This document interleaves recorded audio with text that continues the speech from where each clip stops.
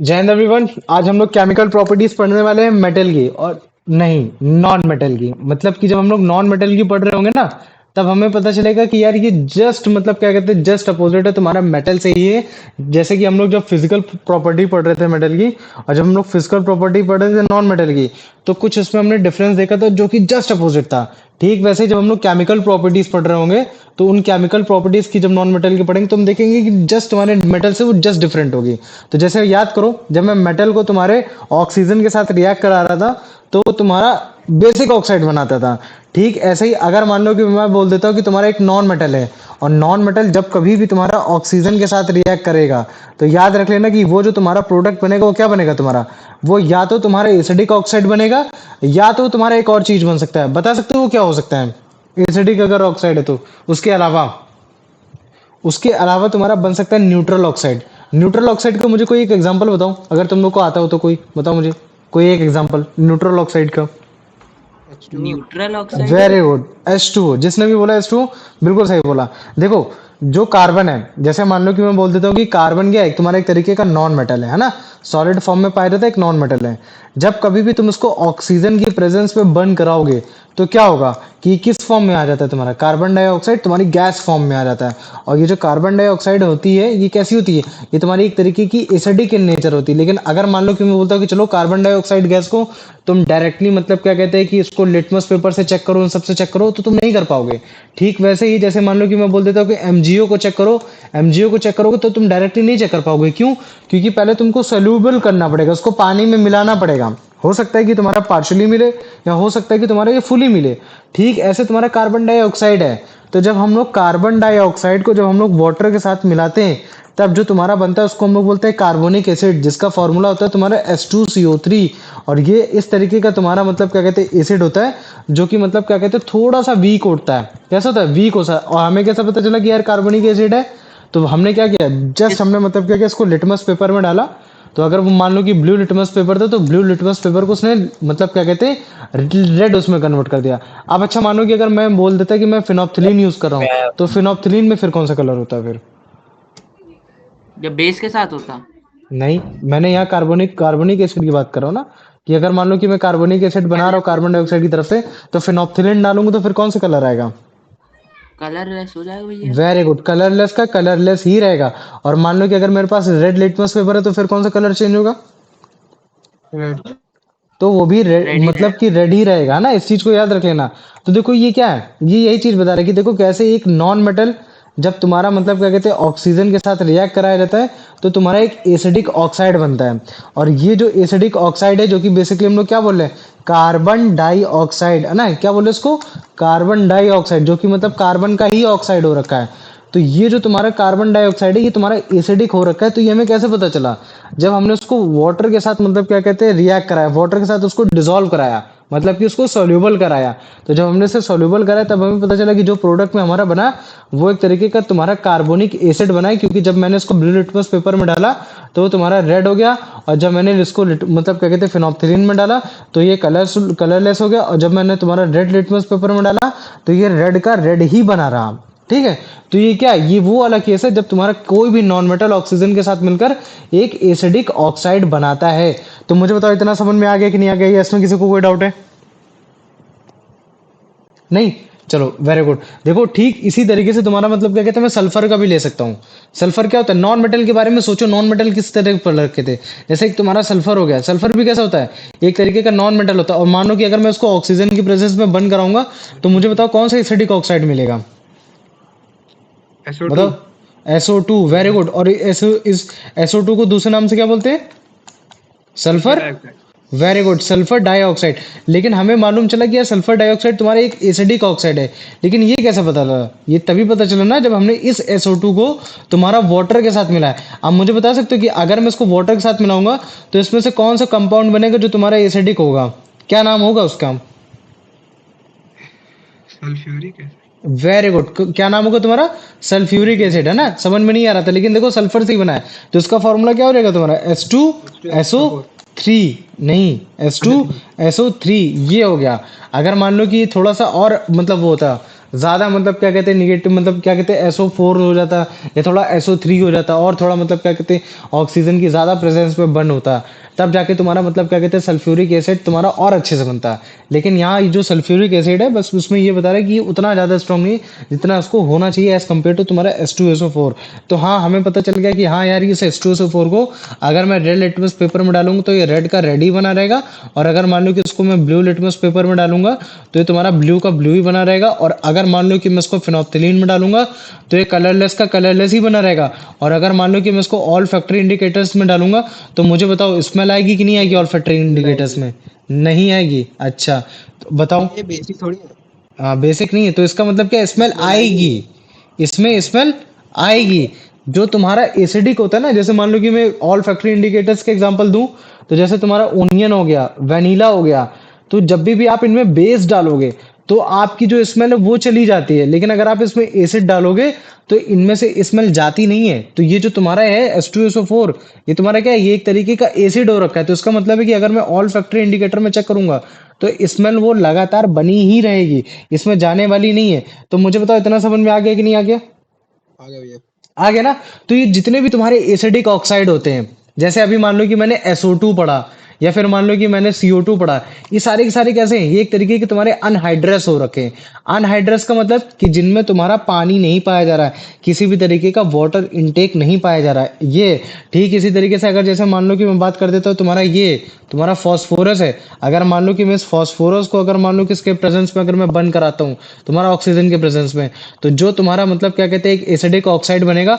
उस acidic oxide का कोई बता सकता है मुझे फॉर्मूला क्या बन सकता है, क्या नाम हो सकता है उसका? Phosphorus dioxide. नहीं, उसका जो नाम होता है तुम्हारा वो फॉस्फोरस तुम्हारा पेंटा ऑक्साइड होता है। क्या नाम होता है उसका? उसका नाम होता है तुम्हारा फॉस्फोरस पेंटा ऑक्साइड होता है। ये चीज है, इसमें तुम्हारे 5O2 लगते हैं इधर साइड, इसमें तुम्हारा 4 तुम्हारा पी लगता है, और इधर साइड आके तुम्हारा 2P2O5 ये इसका फॉर्मूला होता है। तो इसमें भी कोई डिफरेंस नहीं है, वही चीज है। तो अभी जो जो अभी तक मैंने तुमको समझाया, जितने भी तुम्हारा मैंने ऑक्साइड बनाने की कोशिश की है ऑक्सीजन के प्रेजेंस में, जितने भी नॉन मेटल बनकर आ वो सारे के सारे तुम्हारे एसिडिक ऑक्साइड बन रहे हैं। लेकिन अभी कुछ एक ऐसे भी एग्जांपल आएंगे जिनमें तुम क्या देखोगे कि वो तुम्हारे मतलब क्या कहते हैं न्यूट्रल ऑक्साइड होंगे। कैसे होंगे? न्यूट्रल ऑक्साइड होंगे, उनमें किसी भी प्रकार की तुम्हारी एसिडिक ऑक्साइड वाली जैसी प्रॉपर्टी नहीं होती है, जैसे कि कार्बन मोनोऑक्साइड, वाटर हो गया। ठीक है, तो अभी उनके बारे में भी पढ़ेंगे, लेकिन पहले इसको देखो तो तुम्हें और अच्छे से समझ में आ जाएगा मैं क्या बताना चाह रहा हूँ। ठीक है, तो ये तो याद रख लेना, कभी भी तुमसे बोले कि कभी भी अगर कोई भी नॉन मेटल अगर तुम्हारा ऑक्सीजन के प्रेजेंस में रिएक्ट होगा तो वो या तो तुम्हारा एसिडिक ऑक्साइड बनाएगा या तो वो तुम्हारा न्यूट्रल ऑक्साइड बनाएगा। जैसे कार्बन डाइऑक्साइड जब भी अपना एसिडिक ऑक्साइड बनाता है तो वो इन द फॉर्म ऑफ CO2 बनाता है। जब भी सल्फर अपना ऑक्साइड बनाता है तो वो तुम्हारा acidic oxide in the form of SO2 बनाता है। तो ये जो दोनों है ये तुम्हारे एक तरीके के एसिडिक ऑक्साइड है। लेकिन अगर मान लो कि मैं हाइड्रोजन की बात कर देता हूँ तो हाइड्रोजन जब भी ऑक्सीजन के प्रेजेंस पे तुम्हारा रिएक्ट होगा तो तुम्हारा एक न्यूट्रल ऑक्साइड बनाएगा, जिसको हम लोग बोलते हैं वाटर बोलते हैं। तो नॉन मेटल जब तुम देखोगे तो ये तुम्हारे कोवेलेंट नेचर के हो रखे हैं, क्योंकि जो तुम्हारे मेटल होते हैं वो कैसे होते हैं, वो तुम्हारे एक तरीके के आयोनिक नेचर के होते हैं। आयोनिक बॉन्ड बनाने की कोशिश है, आयन को चेंज करने की कोशिश करते हैं, वो अपने इलेक्ट्रॉन्स को ट्रांसफर करने की कोशिश करते हैं। क्योंकि अभी तक हमने देखा था कि हाँ अगर मान लो कि भैया मैं उसकी बात कर देता हूँ तुम्हारा जैसे मैग्नीशियम हो गया, मैग्नीशियम जब भी हम ऑक्सीजन के साथ प्रेजेंस पे बंद करा रहे हैं तो हम क्या देखते थे कि हाँ मैग्नीशियम अपने इलेक्ट्रॉन को दे रहा है, इलेक्ट्रॉन को जल्दी से लूज कर रहा है। लेकिन जब भी नॉन मेटल की बारी आती है तो नॉन मेटल इलेक्ट्रॉन देता नहीं है, इलेक्ट्रॉन लेता है। तो समझ लो रहे हो, समझ पा रहे हो कि नहीं समझ पा रहे हो? तो इसका मतलब क्या है कि यार इनमें कहीं ना कहीं शेयरिंग वाली प्रॉपर्टी आती है, शेयर करते हैं एक तरीके से। तो कोवेलेंट को अभी तुम बस केवल जानो शेयरिंग से, जब तुम्हारा मतलब क्या कहते हैं कार्बन की प्रॉपर्टी जानोगे तब तुम कोवेलेंट के बारे में और अच्छे से जान जाओगे। तो इसमें क्या कि कोई भी तुम्हारे इलेक्ट्रॉन जल्दी से शेयर नहीं हो रहे, मतलब सॉरी इलेक्ट्रॉन तुम्हारे मतलब क्या कहते हैं कि एक जगह से दूसरी जगह नहीं जा रहे, इलेक्ट्रॉन अपनी ही जगह, लेकिन वो तुम्हारे दूसरे के साथ बॉन्ड होकर मतलब क्या कहते हैं एक मतलब क्या कहते हैं तुम्हारा एक मेटल ऑक्साइड बनाने की कोशिश, नॉन मेटल ऑक्साइड या फिर एक एसिडिक ऑक्साइड बनाने की कोशिश कर रहे हैं। ये तो मुझे बताओ इतना समझ में आ गया कि नहीं आ गया? यस में अभी किसी को कोई डाउट है? आ गया भैया। आ गया ना? चलो वेरी गुड। अब इसको देखो, ठीक यही वाली रिएक्शन की एक तुम्हारा कार्बन गैस है, नॉन मेटल है, और जब भी मैं इसको एयर की प्रेजेंस में तुम्हारा रिएक्ट कराऊंगा है ना, एयर की प्रेजेंस मतलब ऑक्सीजन की प्रेजेंस में। तो ये तुम्हारा एक एसिडिक ऑक्साइड बनाएगा जिसको मैं बोलूंगा कार्बन डाइऑक्साइड। सिंपल ऐसे लिखा, और कंप्लीट इक्वेशन लिखो।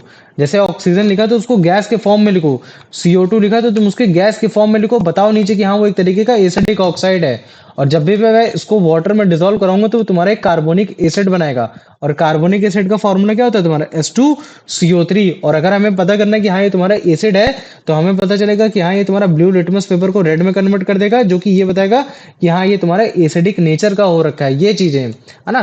तो ये देखो ये रिएक्शन है जिसमें तुम्हारा एक कार्बोनिक एसिड बनाया जा रहा है। कार्बन हो गया, कार्बन को मैं ऑक्सीजन की प्रेजेंस में बर्न कराऊंगा, तो जो गैस निकलेगी CO2 निकलेगी, उसको ट्रैप कर लूंगा, वाटर में डालूंगा, तो वो तुम्हारा कार्बोनिक एसिड बन जाएगा। फिर उसके बाद लिटमस पेपर में डालूंगा तो बड़े बड़े आराम से कवर हो जाएगा। तो ये देखो ये क्या है, कार्बन को बर्न कर रहे हैं, ऑक्सीजन ट्रैप हो रही है, कार्बन डाइऑक्साइड ट्रैप हो रही, बाद में पानी डाला उसी कार्बन डाइऑक्साइड में, मिलाया, उसको डिसॉल्व कराने की कोशिश की, और फिर उसके बाद फिर हमने क्या किया, उसको लिटमस पेपर में डाला, चेक किया कि अरे हाँ यार ये तो मतलब क्या कहते हैं, इसका जो ऑक्साइड है जो मतलब बन रहा है वो एक तरीके का एसिडिक ऑक्साइड है। तो मतलब नॉन मेटल जब भी ऑक्सीजन की प्रेजेंस में हम लोग बर्न कराते हैं तो नॉन मेटल जैसी प्रॉपर्टी रखता है। तो ये देखो ये क्या है, तुम्हारा ब्लू लिटमस पेपर को उसने रेड लिटमस पेपर में कन्वर्ट कर दिया।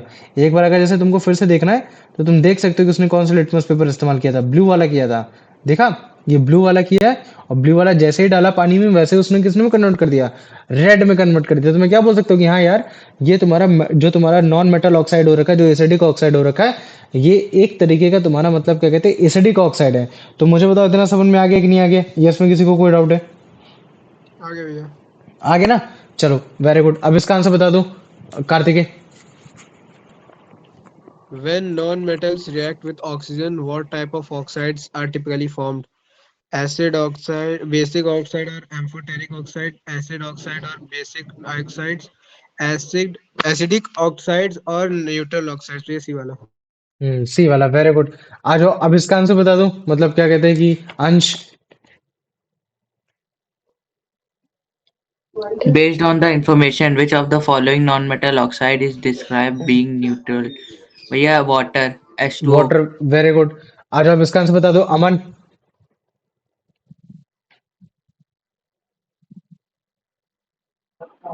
Which statement accurately describe. accurately describe the reaction of carbon with it burn in air?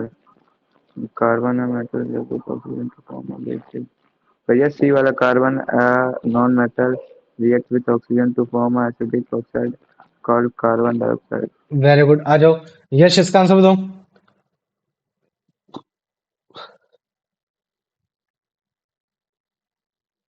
यश, अर्पित तुम बताओ इसका आंसर।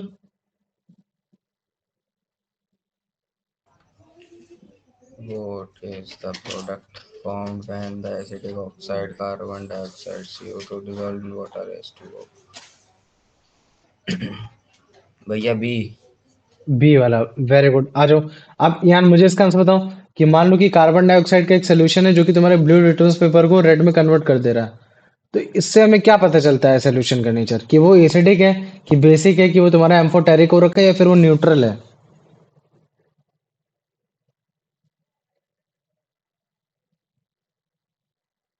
कार्तिक। हाँ हेलो। भैया। हेलो भैया बी। बी वाला क्या होगा, बी वाला होगा। अच्छा कार्तिक तुम बताओ इसका आंसर। भैया एसिडिक है। एसिडिक होगा, वेरी गुड, है ना। ये हो गया। आ जाओ अब देखो ये तुम्हारा एसओ एस वो सल्फर वाला हो गया। सल्फर भी कैसा होता है, एक सॉलिड फॉर्म में तुम्हारा एक नॉन मेटल होता है। क्योंकि अगर नॉन मेटल की कैटेगरी डिफाइन करेंगे तो 10 तुम्हारे सॉलिड में पाए जाते हैं, एक लिक्विड में पाए जाता है, 11 गैस में पाए जाते हैं। तो ये जो तुम्हारा ऑक्सीजन है ये भी तुम्हारा एक तरीके कैसा होता है, नॉन मेटल होता है। तो नॉन मेटल जब भी हम ऑक्सीजन के प्रेजेंस में उसको बंद कराते हैं तो मुझे मालूम है कि भाई ये इलेक्ट्रॉन लेता है, ये भी इलेक्ट्रॉन लेता है। तो जब दोनों आपस में लेते हैं तो फिर इसका मतलब क्या है, ये तो रिएक्ट कर नहीं सकते, एक तरीके से आयोनिक कंपाउंड तो बना नहीं सकते। तो फिर ये क्या बनाने की कोशिश करेंगे, कोवलेंट कंपाउंड बनाएंगे। और ये कोवलेंट कंपाउंड का एक एग्जांपल ही है। कंपाउंड मतलब कि एक से दो एक ऐसा कंपाउंड, कंपाउंड का मतलब ही होता है कि जिसमें एक से ज्यादा तुम्हारा एलिमेंट पाया जाए। तो इसमें एक एलिमेंट पाया गया सल्फर, एक एलिमेंट पाया गया आपका ऑक्सीजन पाया गया, और हमें पता चला कि सल्फर आपका इलेक्ट्रॉन लेता है। तो जिसकी वजह से इसमें मतलब क्या कहते हैं, इसको इलेक्ट्रोनिगेटिव एलिमेंट बोला जाता है, निगेटिव चार्ज आता है। भैया ऑक्सीजन भी आपका एक तरीके से निगेटिव चार्ज लेता है, इसी वजह से ये भी आपका इलेक्ट्रोनेगेटिव हो गया। तो फिर ये आपस में एक साथ आ कैसे गए? तो वो जिस प्रॉपर्टी के साथ आते हैं उसको बोलते हैं कोवेलेंट प्रॉपर्टी, मतलब कि ये आपस में शेयर करके करते हैं कि ठीक है तुझे भी लेना था मुझे भी लेना था, तो एक काम कर तू मेरा वाला ले ले थोड़ा सा, मैं तेरा वाला ले लूं, और एक साथ रहते हैं। तो ये इस तरीके से वो तुम्हारा कंपाउंड बना रहा है। तो जब भी हम देखते हैं ना कि हाँ तुम्हारा एक नॉन मेटल दूसरे नॉन मेटल के साथ एक तुम्हारा कोवेलेंट कंपाउंड बनाता है, तो तुम्हारा या तो एसिडिक ऑक्साइड बनाएगा या तो वो तुम्हारा न्यूट्रल ऑक्साइड बनाएगा। तो एसिडिक ऑक्साइड में जैसे तुम्हारा सल्फर वाला पढ़ लिया, कार्बन डाइऑक्साइड वाला पढ़ लिया, ठीक है। तो अगर तुम सल्फर डाइऑक्साइड को अगर तुम पानी में मिलाओगे तो ये तुम्हारा कौन सा एसिड बनेगा? तुम्हारा एक तरीके का SO3 H2SO3, मतलब कि सल्फर डाई ऑक्साइड हो गया, सल्फ्यूरस एसिड हो गया, सल्फ्यूरिक एसिड नहीं। सल्फ्यूरिक एसिड का फॉर्मूला क्या होता है? H2SO4 होता है। और जो तुम्हारा सल्फ्यूरस एसिड है उसका फॉर्मूला क्या होगा? H2SO4। इस चीज को याद रख लेना। ये कौन सा फॉर्मूला है? सल्फ्यूरस, है ना, और सल्फ्यूरिक H2SO4। तो इसका मतलब है कि जब कभी भी मैं इसको तुम्हारा ब्लू लिटमस पेपर में डालूंगा तो किस में कन्वर्ट हो जाएगा? तुम्हारा रेड में कन्वर्ट हो जाएगा। फिनोप्थिलीन में डालूंगा तो कलरलेस होगा। ऑल फैक्ट्री में डालूंगा तो स्मेल बनी रहेगी। ये सारी चीजें आ जाओ, अब इसका आंसर बता दो। ये देखो, पहले देखो फिर उसके बाद देखना, है ना। इसमें तुम्हारा सल्फर डाला जाएगा। सल्फर डालने के बाद फिर इसको मतलब क्या कहते हैं? सल्फ्यूरिक एसिड बनाया जाएगा, जो कि ऑक्सीजन के प्रेजेंस में देखो इसको बंद कराया जा रहा है। तो सल्फर ये रहा तुम्हारा, ठीक है। अभी देखो इसको क्या करेंगे? ऑक्सीजन की प्रेजेंस में इसको बंद कराएंगे, और जैसे इसकी गैस बन जाएगी उसको फिर पानी में डाल देंगे, तो फिर हमें पता चलेगा हाँ तुम्हारा इसमें जो बन रहा है, जो एसिड बन रहा है वो सल्फ्यूरस एसिड है, ना कि तुम्हारा सल्फ्यूरिक एसिड। और देखो इसका मेल्टिंग पॉइंट भी देख सकते हो कि कितना कम हो रखा है। तभी बोला जाता है कि मेटल के कंपैरिजन में इसका जो मेल्टिंग पॉइंट होता है वो तुम्हारा कम होता है। तो देखो उसको ट्रैप कर लिया। सल्फ्यूरिक जो तुम्हारी सल्फर डाइऑक्साइड गैस है उसको फ्यूम उसको क्रिएट किया गया, बाद में उसी को पानी को मिला देंगे और चेक करेंगे तो अब पता चलेगा कि हाँ यार इसमें जो तुम्हारा ऑक्साइड बन रहा है इस मेटल ऑक्साइड का, वो तुम्हारा एक तरीके का मतलब क्या है कि एक तरीके का तुम्हारा एसिडिक ऑक्साइड हो रखा है। कैसा हो जाएगा? वो तुम्हारा एसिडिक ऑक्साइड हो जाएगा। तो एसिडिक ऑक्साइड के भी हमने दो एग्जांपल पढ़ दिए। एक तुम्हारा कार्बन डाइऑक्साइड वाला जिसमें तुम्हारा कार्बोनिक एसिड बन रहा है, एक तुम्हारा सल्फर डाइऑक्साइड वाला जिसमें तुम्हारा सल्फ्यूरिक एसिड बन रहा है। ठीक ऐसे ही तुम्हारा आ जाता है तुम्हारा फास्फोरस वाला। तो फास्फोरस वाले में तुम्हारा क्या बनेगा? तुम्हारा एक फास्फोरस पेंटा ऑक्साइड बनेगा, है ना। तो वो भी कैसा होता है? तुम्हारा एसिडिक इन नेचर ही होता है ना। देखना भी तो अभी अगर जैसे मान लो कि इसमें मैं वो डालूंगा, मतलब क्या कहते हैं कि कोई भी इंडिकेटर जैसे ब्लू लिटमस पेपर है, तो ये किसमें कन्वर्ट होगा? जल्दी बताओ मुझे, किसमें कन्वर्ट होगा? रेड। रेड में, है ना। तो ये देखो कैसे किसमें कन्वर्ट हो गया? तुम्हारा रेड में कन्वर्ट होगी, जो कि बता रहा है कि हाँ तुम्हारा ये जो H2SO4 है, जो कि तुम्हारा एक नॉन मेटल दूसरे नॉन मेटल के साथ कोवेलेंट बॉन्ड बना के आया है, ये तुम्हारा एक तरीके कैसा हो रखा है? एसिडिक इन नेचर हो रखा है। चलो आ जाओ, अब देखो ये जितने भी अभी ऑक्साइड पढ़े हमने, है ना, चाहे सल्फर डाइऑक्साइड चाहे तुम्हारा कार्बन डाइऑक्साइड, है ना, तो ये जितने भी, चाहे मैं तो मान लो कि मैं बात कर देता हूँ तुम्हारा फास्फोरस पेंटाऑक्साइड की, तो ये सारे के सारे कैसे अनहाइड्रस है, मतलब कि इनमें पानी नहीं है। ये तब तक आपके फुल एसिड नहीं कहलाएंगे जब तक आप इसमें पानी नहीं डालोगे, क्योंकि कार्बन डाइऑक्साइड एयर को, अगर मान लो कि मैं उसकी बात कर देता हूँ, उसमें मान लो कि कार्बन डाइऑक्साइड तो हमेशा हवा में रहती है, तो इसका मतलब है कि हमको मतलब क्या कहते हैं उसमें, मतलब क्या कहते हैं, जलन हो जानी चाहिए, एसिड हो जानी चाहिए। लेकिन जब भी बरसात हो जाती है तो तुमने नाम सुना होगा कि भैया एसिडिक रेन हो रही है। तो एसिडिक रेन का मतलब ही क्या है कि कार्बन डाइऑक्साइड नाइट्रोजन डाइऑक्साइड, है ना, तो जब ये तुम्हारे पानी के साथ मिलते हैं तो तुम्हारा एसिडिक ऑक्साइड बना, एसिडिक वाला मतलब क्या कहते हैं ऑक्साइड बनाते हैं, जो कि तुम्हारा एसिड रेन जैसा बरसता है ना। तो ठीक इसी तरीके से तुम्हारा फास्फोरस हो गया।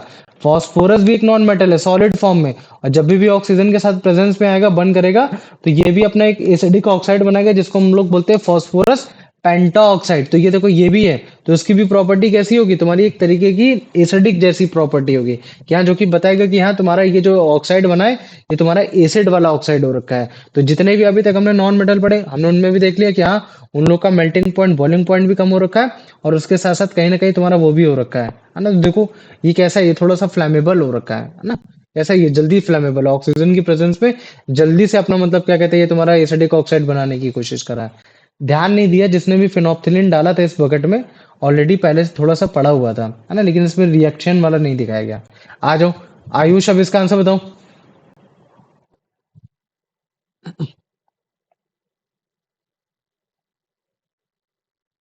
चलो यश तुम इसका आंसर बताओ।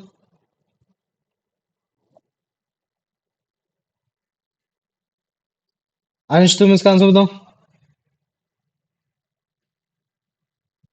When sulfur is burned in air, what is the resulting product and what is its chemical nature? Sulfurous acid, an acid, sulfur trioxide, a basic oxide, sulfur dioxide and acidic oxide, water are neutral. भैया sulphur dioxide and acidic very oxide. Good, ये हो गया। ये मैं समझ लेने की sulphurous acid होगा, नहीं सल्फ्यूरस एसिड तब होगा जब तुम्हारा वो वाटर के साथ आएगा। आ जाओ, अब इसका आंसर बता दो ईयान कि कौन सा प्रोडक्ट बनेगा अगर मान लो कि मैं एक एसिडिक ऑक्साइड जो कि है तुम्हारा सल्फर डाइऑक्साइड, जब मैं उसको वाटर के साथ डिसॉल्व कराऊंगा, वो है तुम्हारा sulphuric acid H2SO4, sulphurous acid H2SO3, या फिर तुम्हारा सल्फर ट्राइऑक्साइड जो कि SO3, या फिर तुम्हारा केवल एक एलिमेंट सल्फर वो। क्या होगा इसका answer? Hello hello hello, hello भैया, आवाज आ रही है? हाँ बताओ बताओ। भैया इसका जा रहे थे उनके सर का मम्मी फोन आया ना। भैया बताओ, बी होएगा, सल्फर एसिड। वेरी गुड, आ जाओ। अब इसका आंसर बता दो Kartikeya. Which observation confirms that the solution of sulfur dioxide in water is acidic? It turns red litmus blue. It produces a gas when reacting with an acid. It turns blue litmus red. It has a pH of 7. भैया ये सी वाला। सी वाला, very good. आ जाओ, अब इसका answer बता दो अमन बेटा।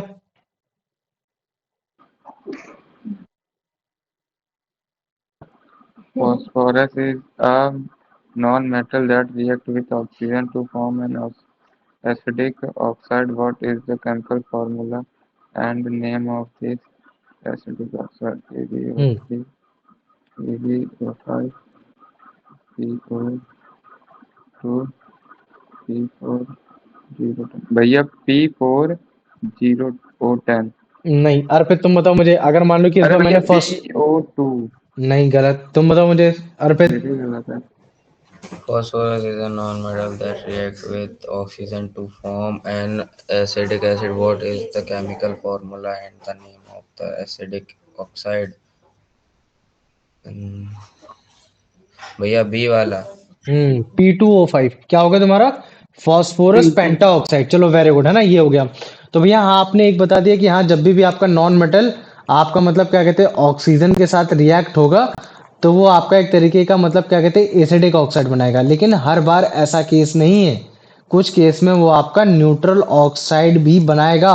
और अगर मान लो कि मैं न्यूट्रल ऑक्साइड के अगर तुमको मैं एग्जांपल बोलूं, तो वो है तुम्हारा सीओ। सीओ को बता सकते हो कि क्या बोलते हैं दूसरे नाम से? बताओ कार्बन उसका। Monoxide. Carbon monoxide, very good. जैसे कि H2O, तुम्हारा H2 भी कैसा हो रखा है, एक तरीके का न्यूट्रल तुम्हारा हो रखा है। जैसे कि नाइट्रोजन मोनोऑक्साइड, जिसको हम लोग किस फॉर्मूले से लिखते हैं बताओ? जैसे अगर कार्बन मोनोऑक्साइड को तुम्हारा CO से लिखा जाता है, तो तुम्हारा नाइट्रोजन मोनोऑक्साइड किससे लिखा जाएगा? NO से लिखा जाएगा। किससे लिखा जाएगा? NO। ठीक इसी तरीके से तुम्हारा होता है डाई नाइट्रोजन मोनोऑक्साइड, मतलब कि डाई नाइट्रोजन मतलब नाइट्रोजन के दो मॉलिक्यूल, और मोनोऑक्साइड मतलब कि एक ऑक्सीजन का मोनो मतलब होता है वन, डाई मतलब होता है तुम्हारा टू, और तुम्हारा ट्राई मतलब होता है थ्री। तो इसका मतलब क्या हो रखा है कि अगर मैं मोनो लगाता हूँ, मोनो ऑक्साइड, तो मतलब कि ऑक्सीजन का एक वो रखा है तुम्हारा हाइड्रोजन डाइऑक्साइड, तो मतलब कि हाइड्रोजन के दो, सॉरी, हाइड्रोजन ऑक्साइड, हाइड्रोजन मतलब एक, ऑक्साइड केवल एक। काफी बार ऐसा होता है कि तुम्हारा मोनो नहीं लगाया जाता है, तो जैसे हाइड्रोजन मोनो ऑक्साइड नहीं बोला जाता, केवल हाइड्रोजन ऑक्साइड बोला जाता है। ठीक है, तुम्हारा ये क्या हो रखा है, नाइट्रोजन मोनो ऑक्साइड, क्योंकि एक ही ऑक्सीजन का मॉलिक्यूल है। ठीक इसी तरीके से डाई नाइट्रोजन मोनो ऑक्साइड, जो कि क्या बताना चाह रहा है फॉर्मूला, N2O। तो ये जितने भी तुम्हारे हो रखे हैं, ये सब कैसे हो रखे हैं, न्यूट्रल ऑक्साइड। मतलब कि ना तो ये तुम्हारा बेसिक प्रॉपर्टी रखते हैं, ना तो ये तुम्हारा एसिडिक प्रॉपर्टी रखते हैं। अगर मान लो कि मैं रेड लिटमस पेपर लूंगा, तो ये रेड का रेड ही बना के रखेगा। ब्लू लिटमस पेपर लूंगा, तो ये तुम्हारा ब्लू का ब्लू ही लिटमस बना के रखेगा। मतलब कि मुझे कोई भी इंडिकेटर्स में कोई भी चेंज मेरे को देखने को नहीं मिलेगा। तो अगर मान लो कि मैं पहले वाले की बात करता हूँ कि भैया ये कार्बन मोनोऑक्साइड कैसे बना, क्योंकि कार्बन कार्बन डाइऑक्साइड तो समझ में आता है। तो अगर देखो मैं बोलूँ ना, तो अगर मान लो कि कार्बन का तुम्हारे पास मॉलिक्यूल ज्यादा है, कार्बन के मॉलिक्यूल ज्यादा है, और तुम्हारे पास ऑक्सीजन की प्रेजेंस कम है, क्योंकि अगर मान लो कि मैं यहाँ ऑक्सीजन मतलब 2 लगा देता या 4 लगा देता, तो जो कि कहीं ना कहीं ये बताने की कोशिश करता कि हाँ तुम्हारा कार्बन ज्यादा कार्बन कम हो रखा है, ऑक्सीजन ज्यादा हो रखा है। क्योंकि अगर मान लो कि इक्वेशन में ऐसे लिखता हूँ कार्बन प्लस O2, तो तुम्हारा क्या होता है, कार CO2 है ना, मतलब कि ये कि पूरा कार्बन तुम्हारा ऑक्सीजन की प्रेजेंस में जब बर्न हुआ तब तुम्हारा कंप्लीट मतलब क्या कहते हैं CO2 गैस इवॉल्व हुई। लेकिन अगर तुम ध्यान से यहाँ देखोगे ना, इस जगह नीचे वाले साइड देखोगे तो तुम देख रहे हो कार्बन के 2 मॉलिक्यूल है और ऑक्सीजन का केवल मतलब क्या कहते हैं एक मॉलिक्यूल, मतलब ऑक्सीजन का केवल एक मॉलिक्यूल है जो कि ऑक्सीजन के साथ खुद ही अटैच्ड है, तब जाके वो कार्बन को बन पा रहा है। तो मतलब कि ये सुफिशियंट ऑक्सीजन नहीं है, ये इनसुफिशियंट ऑक्सीजन है। मतलब कि कहीं ना कहीं तुम्हारे ऑक्सीजन की कमी है, ये केवल एक ही कार्बन को जला सकती है, उससे ज्यादा नहीं बना पाएगी। तो जिसकी वजह से क्या होता है कि जो ये तुम्हारा प्रोडक्ट में बनाता है, ये बनाता है तुम्हारा कार्बन मोनोऑक्साइड। क्या बना देगा तुम्हारा, ये बना देगा एक तरीके का कार्बन मोनोऑक्साइड। तो तुमसे कभी भी कोई पूछे कि कार्बन मोनोऑक्साइड का फॉर्मेशन कैसे हुआ, तो तुम बोल देना कि यार कार्बन जो जला वो तुम्हारा ऑक्सीजन की प्रेजेंस तो थी, लेकिन उतनी प्रेजेंस नहीं थी कि वो तुम्हारा एक कार्बन डाइऑक्साइड बना पाए, रेदर वो तुम्हारा कार्बन मोनोऑक्साइड बना देता है। और जब भी इस न्यूट्रल नॉन मेटल ऑक्साइड को कभी भी हम लोग एसिड या फिर वाटर में डालेंगे तो इसमें मतलब कोई भी हमको रिएक्शन देखने को नहीं मिलेगा, कोई भी चेंज देखने को नहीं मिलेगा। ये है। तो मुझे बताओ इतना समझ में आ गया कि नहीं आ गया, आ गया भैया। है ना। मतलब कि हाँ इसको तुम ये भी बोल सकते हो कि अगर मान लो कि भैया मैं इस कार्बन मोनोऑक्साइड को अगर मैं वाटर के साथ मिलाऊंगा तो मुझे कोई भी एसिडिक जैसी प्रॉपर्टी मेरे को दिखाई नहीं देगी इसके सोल्यूशन में। क्या ये तुम्हारे एसिडिक in नेचर हो रखा है, ये सारी चीजें हो रखी हैं। ठीक इसी तरीके से तुम्हारा मतलब क्या कहते हैं हाइड्रोजन होता है। क्या होता है हाइड्रोजन, अगर मान लो कि हाइड्रोजन के मतलब मॉलिक्यूल है 2, ठीक है, और ऑक्सीजन का मॉलिक्यूल 1 है, तो अगर मैं कभी इसका रिएक्शन करूंगा तो जो मुझे मतलब प्रोडक्ट मिलेगा, जो मेरे को कंपाउंड मिलेगा, वो कंपाउंड एक तरीके का न्यूट्रल ऑक्साइड होगा। और इस न्यूट्रल ऑक्साइड को हम लोग दूसरे नाम से बोलते हैं वाटर। क्या बोल देते हैं, वाटर। तो इस वाटर को अगर मैं पढ़ूंगा, इस न्यूट्रल ऑक्साइड को, तो मैं पढ़ूंगा हाइड्रोजन ऑक्साइड, ना कि तुम्हारा हाइड्रोजन डाइऑक्साइड। डाइऑक्साइड मतलब ऑक्सीजन के 2 मॉलिक्यूल, और हाइड्रोजन जब कभी भी एक के साथ एक आता है तो हम सिंपल उसको हाइड्रोजन से भी संबोधित कर देते हैं। तो हम क्या बोलेंगे कि ये एक तरीके का हाइड्रोजन ऑक्साइड है, जो कि एक ऐसा नॉन मेटल ऑक्साइड हो रखा है जो कि तुम्हारे इलेक्ट्रॉन को शेयर करने की वजह से बना है। ये एक तरीके का कैसे कंपाउंड हो जाएगा, तुम क्या बोलोगे कि यार ये कंपाउंड एक तरीके का भैया आपका कोवेलेंट कंपाउंड है, जो कि जिसने हाइड्रोजन और ऑक्सीजन के बीच में जो इलेक्ट्रॉन थे वो ना तो गेन किए गए, ना तो वो आपका लूज किए गए, वो क्या किए गए, वो आपका एक तरीके से शेयर किए गए। तो ये अभी कोवेलेंट कंपाउंड क्या होता है, आयोनिक कंपाउंड क्या होता है, आगे आपको चलेगा, पता चलेगा। लेकिन अगर आप केवल अभी से ही जानने लगोगे ना कि हाँ भैया जो आपने मेटल में प्रॉपर्टी पढ़ाई थी, उस मेटल की प्रॉपर्टी में ये प्रॉपर्टी थी कि हाँ आपने आयन का एक्सचेंज किया था, लिया था और दिया था। और अभी के टाइम में क्या है कि आपने आयंस को मतलब क्या कहते हैं दिया लिया नहीं है, शेयर किया। तो जो इस तरीके के जो आपके कंपाउंड बन रहे H2O, कार्बन मोनोऑक्साइड, आपका CO2, आपका SO2, ये सारे आपके कैसे हो रखे हैं, ये आपके कोवेलेंट कंपाउंड हो रखे हैं। तो याद रख लेना इस तरीके से कि कोवेलेंट कंपाउंड आपका इलेक्ट्रॉन शेयर करने से होते हैं, और इलेक्ट्रॉन शेयर वही करेंगे जो मतलब क्या कहते हैं जिन पे कैपेबिलिटी होगी, जैसे कि कार्बन हो गया, है ना। ये सारी चीजें कार्बन अपना मतलब क्या कहते हैं इलेक्ट्रॉन शेयर करवाता है।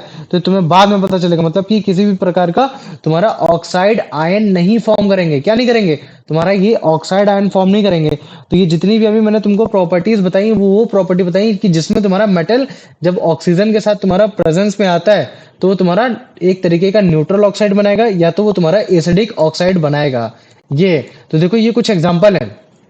ये किस चीज के एग्जांपल है जो कि बता रहे कि हाँ कि जो तुम्हारा कार्बन मोनोऑक्साइड है जिसको मैं CO से लिख रहा हूँ, वाटर है जिसको मैं H2O से लिख रहा हूँ, नाइट्रोजन मोनोऑक्साइड जिसको मैं NO से लिख रहा हूँ, डाई नाइट्रोजन मोनोऑक्साइड जिसको मैं N2O से लिख रहा हूँ। तो ये सारे के सारे न्यूट्रल ऑक्साइड है, मतलब कि ना तो एसिडिक ना तो बेसिक। कभी भी ब्लू लिटमस पेपर को रेड में नहीं कन्वर्ट करेंगे, रेड लिटमस पेपर को ब्लू में नहीं कन्वर्ट करेंगे, कभी भी टर्न नहीं होंगे, मतलब कि वैसा का वैसा ही रहेगा। लेकिन जो carbon monoxide as a neutral oxide बन रहा है वो इसी वजह से बन रहा है, क्यों, क्योंकि जो ऑक्सीजन की जो सप्लाई है वो एक तरीके से इनसुफिशियंट हो रखी है ना। क्या हो रखी है, इनसुफिशियंट हो रखी है। तो कभी भी अगर आप इसको वाटर में मिलाओगे तो ये आपका एसिडिक जैसी प्रॉपर्टी शो नहीं करेगा। हाइड्रोजन भी एक तरीके का क्या हो गया, तुम्हारा एक नॉन मेटल हो गया। तो जब भी ऑक्सीजन की प्रेजेंस में आएगा तो तुम्हारा न्यूट्रल ऑक्साइड बनाएगा जिसको मैं वाटर बोलता हूँ। तो इसको किस नाम से बोलते हैं, हाइड्रोजन ऑक्साइड। मतलब कि एक ऐसा नॉन मेटल ऑक्साइड है जो कि इलेक्ट्रॉन शेयर करने से बना है, इसी वजह से इसको मैं कोवेलेंट कंपाउंड बोल रहा हूँ। ये किसी भी प्रकार का तुम्हारा एक ऑक्साइड आयन नहीं है। अदरवाइज जैसे तुम इसको देखो, है ना, तो इसमें मतलब क्या कहते हैं कि ये अभी देखो इसको एक्सपेरिमेंट देखो, तुम खुद समझ जाओगे मैं क्या बताने की कोशिश कर रहा हूँ। ठीक है, ठीक।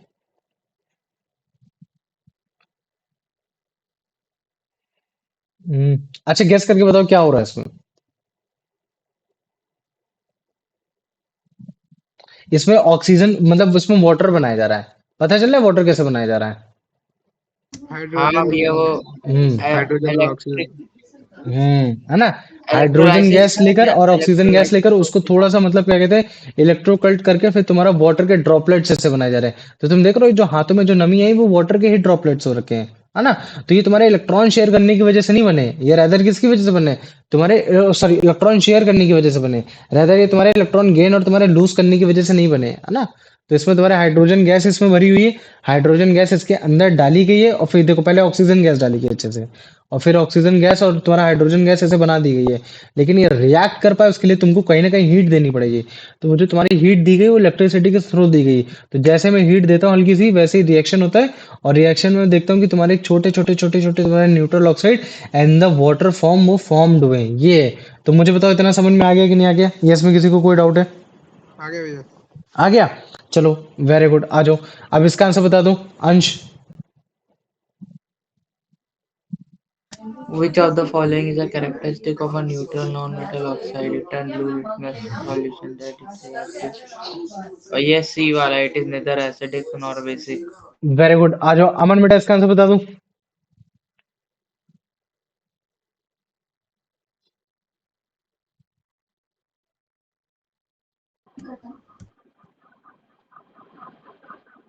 आवाज नहीं आ रही, मन तेज बोलो बेटा।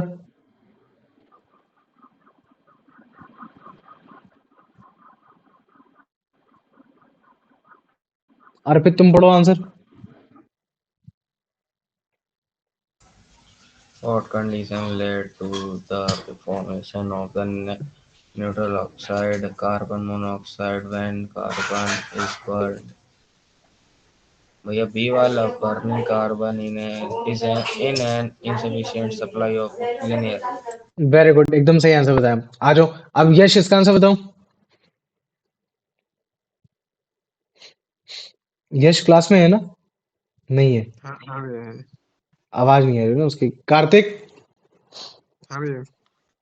Which oxide is listed as a neutral non-metal oxide that does not produce an acid when dissolved in water? Hmm Sulfur dioxide, water, carbon monoxide. Which बताओ is इनमें से कौन सा ऐसा actually मतलब क्या कहते हैं कंपाउंड not? है, नॉन मेटल ऑक्साइड है, जिसको मैं पानी में डालूंगा तो वो तुम्हारा एसिड जैसा बिहेव नहीं करेगा? हाँ भैया ये कार्बन मोनोऑक्साइड। Carbon monoxide. अच्छा देखा जाए तो दोनों है तुम भैया, वाटर भी है। नहीं बी भी नहीं हो बी, अबे पानी को पानी में मिलाओगे क्या? हो सकता है कि न्यूट्रल ही तुम्हारा है। Metal oxide non metal oxide हो, लेकिन इनमें से जो नियरेस्ट आंसर होगा कौन सा होगा तुम्हारा? कार्बन मोनोऑक्साइड वाला होगा, है ना? ये चीज है। वैसे यहाँ तुम्हारा बी वाला ऑप्शन नहीं होना चाहिए था। ये आ जाओ। अब अमन इसका आंसर बताओ बेटा। अमन माइक खोलो, अच्छे से पढ़ो, आवाज What नहीं is आ the रही। chemical हाँ अब name आ रही है, पढ़ पढ़ and पढ़। nature of the product found when hydrogen H2 combined with the oxygen H2 of air? Right? Hydrogen dioxide oxide, water and acid oxide. भैया बी वाला। बी वाला है ना? कि अच्छा नहीं, भैया H2 हाइड्रोजन ऑक्साइड वाटर और न्यूट्रल ऑक्साइड भैया सी वाला। सही वाला ना? तो देखो तुमने वाटर पढ़ा तो तुम वो हो गए ठीक थे कि हाँ यही आंसर होगा। मैं भी पहले ये सोचा था, लेकिन जब मैंने अगले देखा एसिडिक ऑक्साइड, तो नहीं एसिडिक ऑक्साइड नहीं होगा। एसिडिक ऑक्साइड तुम्हारा तब बनता है जब कार्बन डाइऑक्साइड हो, सल्फर डाइऑक्साइड हो, है ना? बाकी अगर मैं कार्बन न्यूट्रल मोनोऑक्साइड बनेगा। की बात करूंगा, वाटर की बात करूंगा, तो ये एक तरीके का तुम्हारा कैसा होगा? न्यूट्रल डाइऑक्साइड, न्यूट्रल ऑक्साइड होगा। ये आ जाओ अंश इसका आंसर बताओ। Non-metal oxides such as water are formed by the sharing of electrons. This characteristic means that these compounds are classified as what type of chemical substance? A covalent compound containing no oxide ions. No oxide ion, very good. अब अगर तुमने no oxide ion बोला तो इसका मतलब क्या है कि भैया अगर मान लो कि मैं कोई भी, क्योंकि जब भी किसी भी मेटल का रिएक्शन आपका मैं वाटर के साथ कराता था तो आपका मेटल हाइड्रोक्साइड बनता था और मेटल हाइड्रोक्साइड के साथ साथ आपकी हाइड्रोजन गैस इवॉल्व होती थी। और वो हाइड्रोजन गैस आपकी इसी वजह से इवॉल्व होती थी क्योंकि यहाँ जो आपका हाइड्रोजन है वो आपको इसको साथ मतलब कि शेयर करके बना हुआ है, कोवेलेंट बॉन्ड से शेयर करके बना हुआ है। लेकिन अगर मान लो कि मेटल ही आपको मतलब क्या कहते हैं ऑक्सीजन को वो अपने इलेक्ट्रॉन दे दे रहा है ना, ऑक्साइड आयन के थ्रू, तो फिर मतलब क्या है, हाइड्रोजन का कोई काम ही नहीं बनता था, क्योंकि हमें पता तो चलता था कि यार कि वो मेटल ही तुम्हारा मतलब हाइड्रोजन को डिस्प्लेस करेगा जो उससे ज्यादा रिएक्टिव हो, जो उससे ज्यादा रिएक्टिव हो। लेकिन हमें क्या पता चल रहा है कि यार जब भी नॉन मेटल आपका मतलब क्या कहते हैं कि वाटर के साथ रिएक्ट कराता है, तो आपका कुछ फॉर्म ही नहीं होता है। क्या नहीं होता? कुछ फॉर्म ही नहीं होता है। उसमें आपको किसी भी प्रकार की मतलब क्या कहते हैं हाइड्रोजन गैस नहीं इवॉल्व होते आएगी, है ना? तो तुमको दो ऑप्शन दे सकता है, क्वेश्चन दे सकता है कि in which of the following equations the hydrogen gas will be evolved. पहला क्वेश्चन देगा कि मेटल जब वाटर के साथ इवॉल्व होता है तो तुम्हारा मेटल हाइड्रोक्साइड हाइड्रोजन गैस होता है। सेकंड बोल देगा कि नॉन मेटल जब आपका वाटर के साथ रिएक्ट होता है तब आपका मतलब क्या कहते हैं नॉन मेटल ऑक्साइड, और तुम्हारा मतलब क्या कहते हैं कि हाइड्रोजन गैस इवॉल्व होगी। तो तुम्हारा दूसरा वाला ऑप्शन गलत है। क्यों? क्योंकि जब भी नॉन मेटल तुम्हारा वाटर या फिर कोई भी स्टीम मान लो कि in the form of liquid या in the form of gas, तो कभी भी तुम्हारा मतलब क्या कहते हैं कि वो तुम्हारा हाइड्रोजन गैस को इवॉल्व नहीं करेगा। क्योंकि जो तुम्हारा हाइड्रोजन होता है वो तुम्हारा बेसिकली मतलब क्या कहते हैं कि इलेक्ट्रॉन शेयर करके नहीं बना होता उस समय। वो तुम्हारा मतलब क्या कहते हैं एज अ कोवेलेंट कंपाउंड बनाने की कोशिश करता है मेटल ऑक्साइड के साथ। तो जिसकी वजह से तुम्हारा H2SO4 बनता है, जिसकी वजह से तुम्हारा कार्बोनिक एसिड बनता है, जिसकी वजह से तुम्हारा H2O बनता है, जिसकी वजह से तुम्हारा मतलब क्या कहते हैं कि तुम्हारा अलग अलग ऑक्साइड्स बनते हैं। तो वो तुम्हारे एसिडिक प्रॉपर्टी के हो सकते हैं या फिर तुम्हारे न्यूट्रल बेसिक के हो सकते हैं, लेकिन वो कभी भी तुम्हारे हाइड्रोजन गैस को इवॉल्व नहीं कराएंगे। वरना अदरवाइज क्या हो कि तुमने देखा होगा कि रेलगाड़ी जाती है, रेलगाड़ी के ऊपर कोयला भरा रहता है, और जब भी कोयला दूर तक जाता है, दूर लंबी दूरी जानी होती है, तो उसके ऊपर पानी का छिड़काव किया जाता है कि ताकि आगे चल के जले ना। और तुम सोचो अगर मैं पानी का छिड़काव ही कर दूं उसमें से हाइड्रोजन गैस निकल जाए, तो फिर तो हमारे लिए कहीं यूज का ही नहीं बचा, उसकी कैलोरीफिक वैल्यू ही कम हो गई। तभी हम लोग पता लगा लेते कि हाँ यार, अगर मान लो कि कभी भी नॉन मेटल के साथ अगर वाटर का रिएक्शन कराएंगे तो हमें कोई भी प्रकार का मतलब क्या कहते हैं कि कोई भी हाइड्रोजन गैस नहीं इवॉल्व होती आएगी। तो ये जिसमें पानी डाला जा रहा है वो इसी वजह से डाला जा रहा है कि कभी भी वाइब्रेशन के थ्रू या तुम्हारे मतलब फ्रिक्शन के थ्रू इनमें आग ना लगे, क्योंकि अगर आग लग जाएगी तो फिर मतलब क्या कहते हैं कि कार्बन डाइऑक्साइड इवॉल्व होगी, है ना?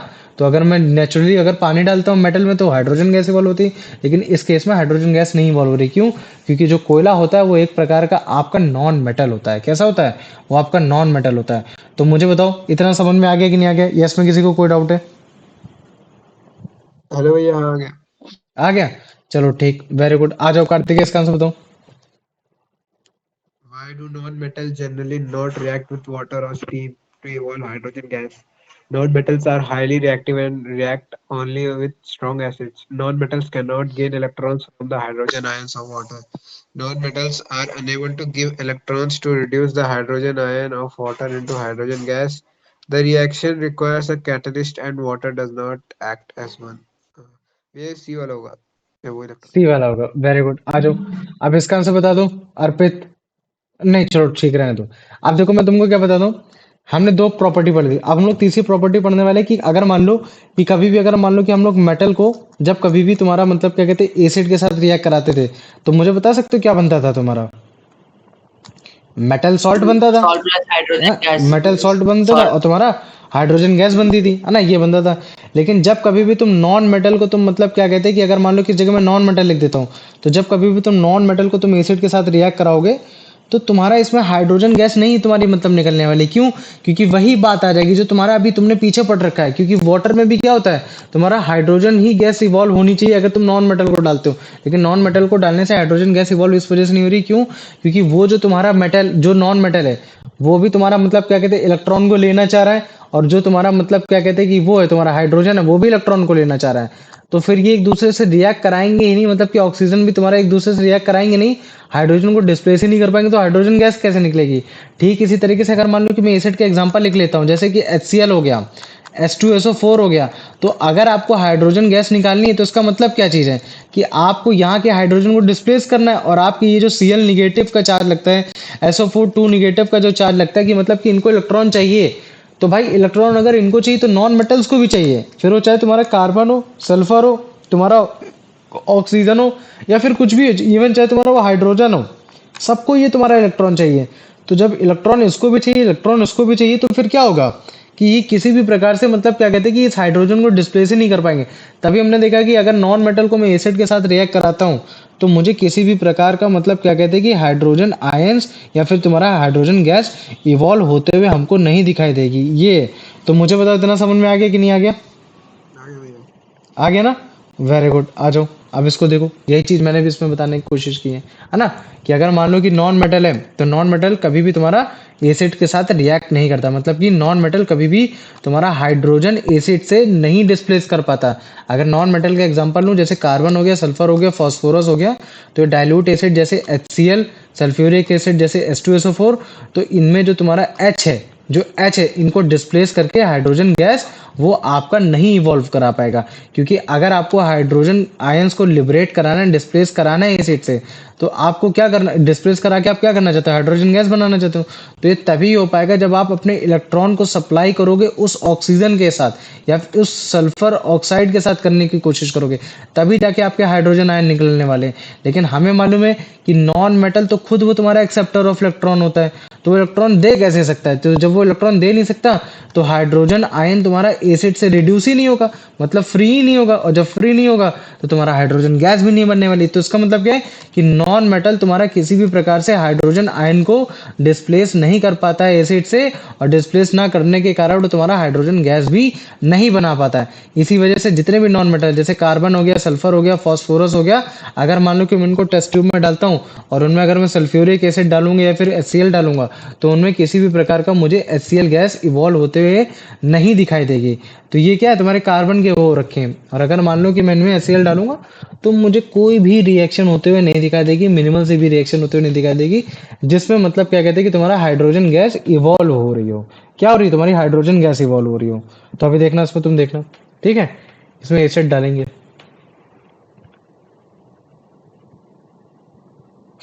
ठीक, हाँ, हाइड्रोक्लोरिक एसिड देखो इसमें पड़ रहा है, ठीक है, कोई बबल नहीं है, ये बबल वो वाले बबल है जो तुम्हारे मतलब क्या कहते हैं कार्बन डाइऑक्साइड के बीच, सॉरी कार्बन कार्बन के बीच में फंसे हुए हैं। ये वो वाले एक्चुअली वाले बबल नहीं है जो तुम्हारे वो निकल रहे हैं, है ना। जैसे मान लो कि कभी तुमने देखा होगा कि रोटी में आटा सानते हो तो नीचे से बबल निकलता है, तो ठीक वैसे ये भी हो गया। तो जैसे मान लो कि तुम्हारे कार्बन डाइऑक्साइड है तो बीच बीच के पार्टिकल में कहीं एयर थे तो वो ऊपर निकल रहे हैं, है ना। तो कोई भी रिएक्शन तुमको इसमें देखते हुए नहीं दिख रही है। रिएक्शन कैसी हो रखी है, स्टॉप हो रखी है। ये आ जाओ अमन बेटा, इसका आंसर बताओ।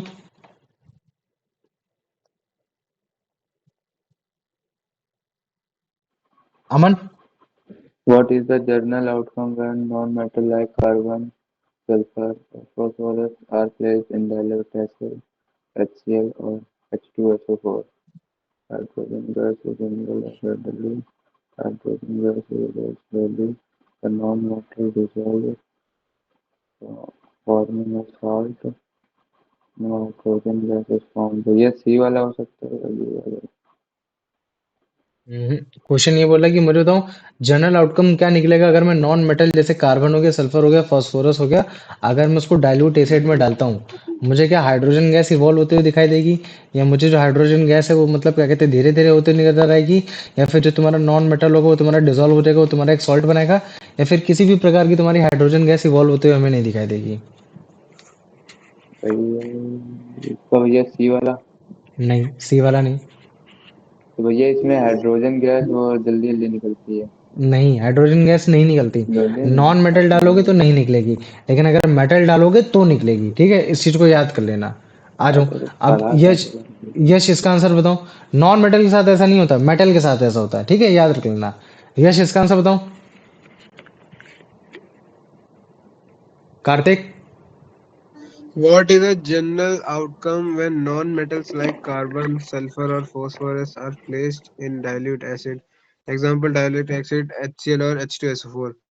हम्म, Gases evolve rapidly, hydrogen gas is evolved slowly, the non-metal dissolves, forming a salt, no hydrogen gas is evolved. Where D वाला? डी वाला सेम ही क्वेश्चन था, ठीक है, ये। आ जाओ, अब इसका आंसर बता दो अंश।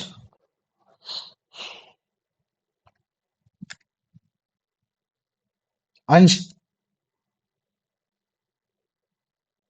अंश नहीं है क्लास में। है भैया चलो है। ठीक है, तुम मुझे बताओ अर्पित। In the reaction to displace hydrogen from an acid, what must be supplied to the hydrogen ions to convert them into neutral hydrogen gas?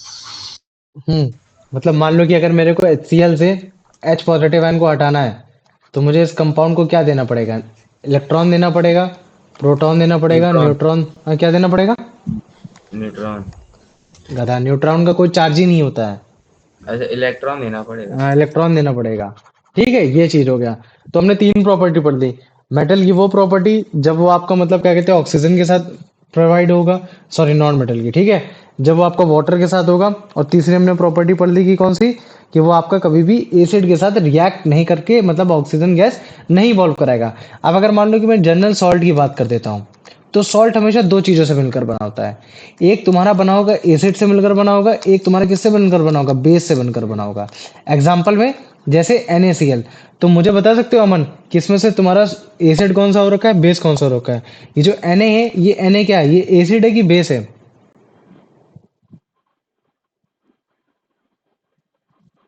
अर्पित तुम बताओ। एसिड। और ये जो तुम्हारा Cl है, Cl क्या हो रखा है, बेस। ये बेस हो रखा है। वेरी गुड, है ना। Na का मतलब हो गया तुम्हारा सोडियम, Cl का मतलब हो गया क्लोरीन हो गया। तो अब देखो जैसे हमने मेटल में पढ़ रखा था ना कि अगर मान लो कि भैया कोई एक मेटल है, मेटल ए, और जब भी तुम्हारा वो मेटल बी के साथ रिएक्ट कर रहा है, और मेटल बी वो तुम्हारा मतलब क्या कहते हैं सॉल्ट सोल्यूशन के फॉर्म में पाया जा रहा है, मतलब सॉल्ट के फॉर्म में पाया जा रहा है, और इन केस अगर मेटल ए तुम्हारा उस सॉल्ट में मेटल बी से ज्यादा रिएक्टिव है, तो उसको डिस्प्लेस कर देता था, मतलब कि उसको हटा देता था, अपना वो उस जगह मेटल ले आता था, फिर उसके साथ वो सॉल्ट सोल्यूशन बनाता था, और उस मेटल बी को मतलब क्या कहते हैं फ्री कर देता था। ठीक इसी तरीके से यहाँ भी ऐसी चीज हो रही है। मतलब कि अगर मान लो कि तुम्हारा कोई एक नॉन मेटल है ना, क्या हो रखा है कि तुम्हारा कोई एक नॉन मेटल ए हो रखा है, और तुम्हारा कोई एक सॉल्ट है, और उस सॉल्ट में जो तुम्हारा मेटल नॉन मेटल मिल रखा है, वो नॉन मेटल कोई डिफरेंट है, तो मैंने उसको बोल दिया नॉन मेटल बी बोल दिया। तो अगर मान लो कि मैं इनका आपस में रिएक्शन कराऊंगा, और मैं ये देखता हूँ कि यार जो तुम्हारा नॉन मेटल ए है, वो तुम्हारा इस नॉन मेटल बी के जो सॉल्ट में पाया जा रहा है उससे ज्यादा रिएक्टिव है, तो उसको क्या कर देगा, उसको डिस्प्लेस कर देगा, उसको हटा देगा। मतलब कि क्या हो जाएगा, यहाँ आ जाएगा तुम्हारा नॉन मेटल ए का सॉल्ट बन जाएगा उसके साथ, और जो तुम्हारा नॉन मेटल बी है वो तुम्हारा मतलब क्या हो जाएगा, वो एकदम सेट आउट फ्री हो जाएगा। एग्जाम्पल के कॉज में लो, जैसे तुमने सोडियम ब्रोमाइड का तुमने देखा होगा। सोडियम ब्रोमाइड कैसा होता है, एक सॉल्ट होता है। तो चलो मैं सॉल्ट लेता हूँ NaBr, ये हो गया सोडियम ब्रोमाइड हो गया। अब अगर मान लो कि ये तुम्हारा क्या सोल्यूशन हो रखा है, तो मतलब कि एक्वस लिख सकता हूँ। अब अगर मान लो कि इसमें मैं कोई भी एक नॉन मेटल डाल देता हूँ, वो है क्लोरीन। क्लोरीन तुम्हारी क्या हो जाती है, एक गैस हो जाती है, जो कि एक तरीके का तुम्हारा क्या है नॉन मेटल हो रखा है। तो मुझे मालूम है कि भैया जो क्लोरीन होता है वो आपका ब्रोमीन से भी ज्यादा रिएक्टिव होता है। क्या होता है, ब्रोमीन से भी ज्यादा रिएक्टिव होता है। तो फिर वो क्या करेगा कि ये जो सॉल्ट में जो तुम्हारा Na के साथ है, उसको क्या कर देगा, उसको हटा देगा, मतलब Br को यहाँ से हटा देगा। तो Br को हटा के वो खुद से लग जाएगा, मतलब क्या बना देगा 2NaCl, और उसके साथ साथ क्या क्या रहेगा, Br को तुम्हारा डिस्प्लेस कर देगा, मतलब कि उसको बाहर निकाल देगा, ये चीज है। तो अगर तुम NaCl को देखोगे तो NaCl भी तुम्हारा एक्वस फॉर्म में पाया जाएगा, और Br2 भी एक्वस फॉर्म में पाया जाएगा। लेकिन ये दोनों कैसे होंगे, एकदम अलग अलग उसमें पाए जाएंगे, मतलब कि इनको तुम डिस्प्लेस कर सकते हो। तो इसमें क्या बताने की कोशिश करें कि हाँ देखो कि एक नॉन मेटल दूसरे नॉन मेटल के सॉल्ट सोल्यूशन में मतलब क्या कहते हैं उससे ज्यादा रिएक्टिव है। ज्यादा रिएक्टिव होने की वजह से जो तुम्हारा दूसरा वाला जो सॉल्ट सोल्यूशन में जो मेटल पाया नॉन मेटल पाया जा रहा, उसको वो डिस्प्लेस कर दे रहा, अलग से हटा दे रहा, और वो उसकी जगह मतलब क्या कहते हैं पोजीशन ले रहा। तो मुझे बताओ इतना समझ में आ गया कि नहीं आ गया, या इसमें किसी को कोई डाउट है? ये हाँ जी एकदम बॉस। वैसी, मतलब कि ये तुम्हारे मेटल वाली प्रॉपर्टी से एकदम सेम है कि अगर मान लो कि कोई एक मेटल है, और वो अगर सॉल्ट में जाता है, अगर रिएक्शन कराते हैं और पता चलता है कि जिस सॉल्ट में तुम्हारा मेटल पाया जा रहा है, जो कि बेसिकली मतलब क्या कहते हैं कि समहाउ बेसिक नेचर का हो रखा है, अगर उससे ज्यादा होगा और रिएक्टिव होगा, तो वो उसके सॉल्ट में मतलब क्या कहते हैं उसको हटा के अपना सॉल्ट बना लेगा, और उसको सेट आउट फ्री कर देगा, ये चीज है। तो ये सेम प्रॉपर्टी तुम्हारे वही नॉन मेटल वाली ये चीज की है। तो इसमें देखना कि कैसे जो तुम्हारा सोडियम ब्रोमाइड है, उस सोडियम ब्रोमाइड में जब मैं क्लोरीन को डालूंगा, तो क्लोरीन तुम्हारा ब्रोमाइड को हटा के सोडियम क्लोराइड बना देगा और ब्रोमाइड बना देगा, जो कि बताने की क्या कोशिश कर रहा है कि हाँ देखो, अगर एक नॉन रिएक्टिव मेटल है, नॉन मेटल है, तो वो तुम्हारे लेस रिएक्टिव नॉन मेटल को मतलब क्या कहते हैं डिस्प्लेस कर देगा। मतलब कि एक ऐसा नॉन मेटल जो ज्यादा रिएक्टिव है, वो तुम्हारे कम नॉन रिएक्टिव मेटल को डिस्प्लेस करके सॉल्ट सोल्यूशन में मतलब कन्वर्ट करने की कोशिश करेगा, जो कि बताएगा कि हाँ देखो मैं ज्यादा रिएक्टिव हूँ, तुम कम रिएक्टिव हो। और ये सेम वैसा ही फंडामेंटल चल रहा है जैसे तुम्हारा मेटल में चलता था, ये है ना। तो ये जो तुम्हारा बन रहा है, ये तुम्हारा इसमें ब्रोमीन, तुम्हारा ब्रोमीन भी बनेगा एक्वस फॉर्म है, उसमें तुम्हारा सोडियम क्लोराइड भी बनेगा, ये ब्रोमीन भी बनेगा और तुम्हारा सोडियम क्लोराइड भी बनेगा, देखना, है ना। इसमें मतलब प्रेसिपिटेट हो जाएगा, हल्का हल्का थोड़ा सा लिक्विड फॉर्म में प्रेसिपिटेट हो जाएगा, या फिर अगर तुम उसको निकालना चाहोगे तो बड़े आराम से निकाल सकते हो, इवेपोरेट करके भी निकाल सकते हो, ये। तो मुझे बताओ इतना समझ में आ गया कि नहीं आ गया? आ गया भैया। आ गया? चलो, वेरी गुड। आ जाओ, अब इसका आंसर बता दो Kartikeya. What general principle governs the reaction of non-metals with salt solution? A less reactive non-metal displaces a more reactive non-metal. Only noble gas react with salt solution. A more reactive non-metal displaces a less reactive non-metal. भैया सी वाला। सी वाला, very good, है ना, ये हो गया। आ जाओ, अब इसका आंसर बता दो, मतलब क्या कहते हैं, अमन।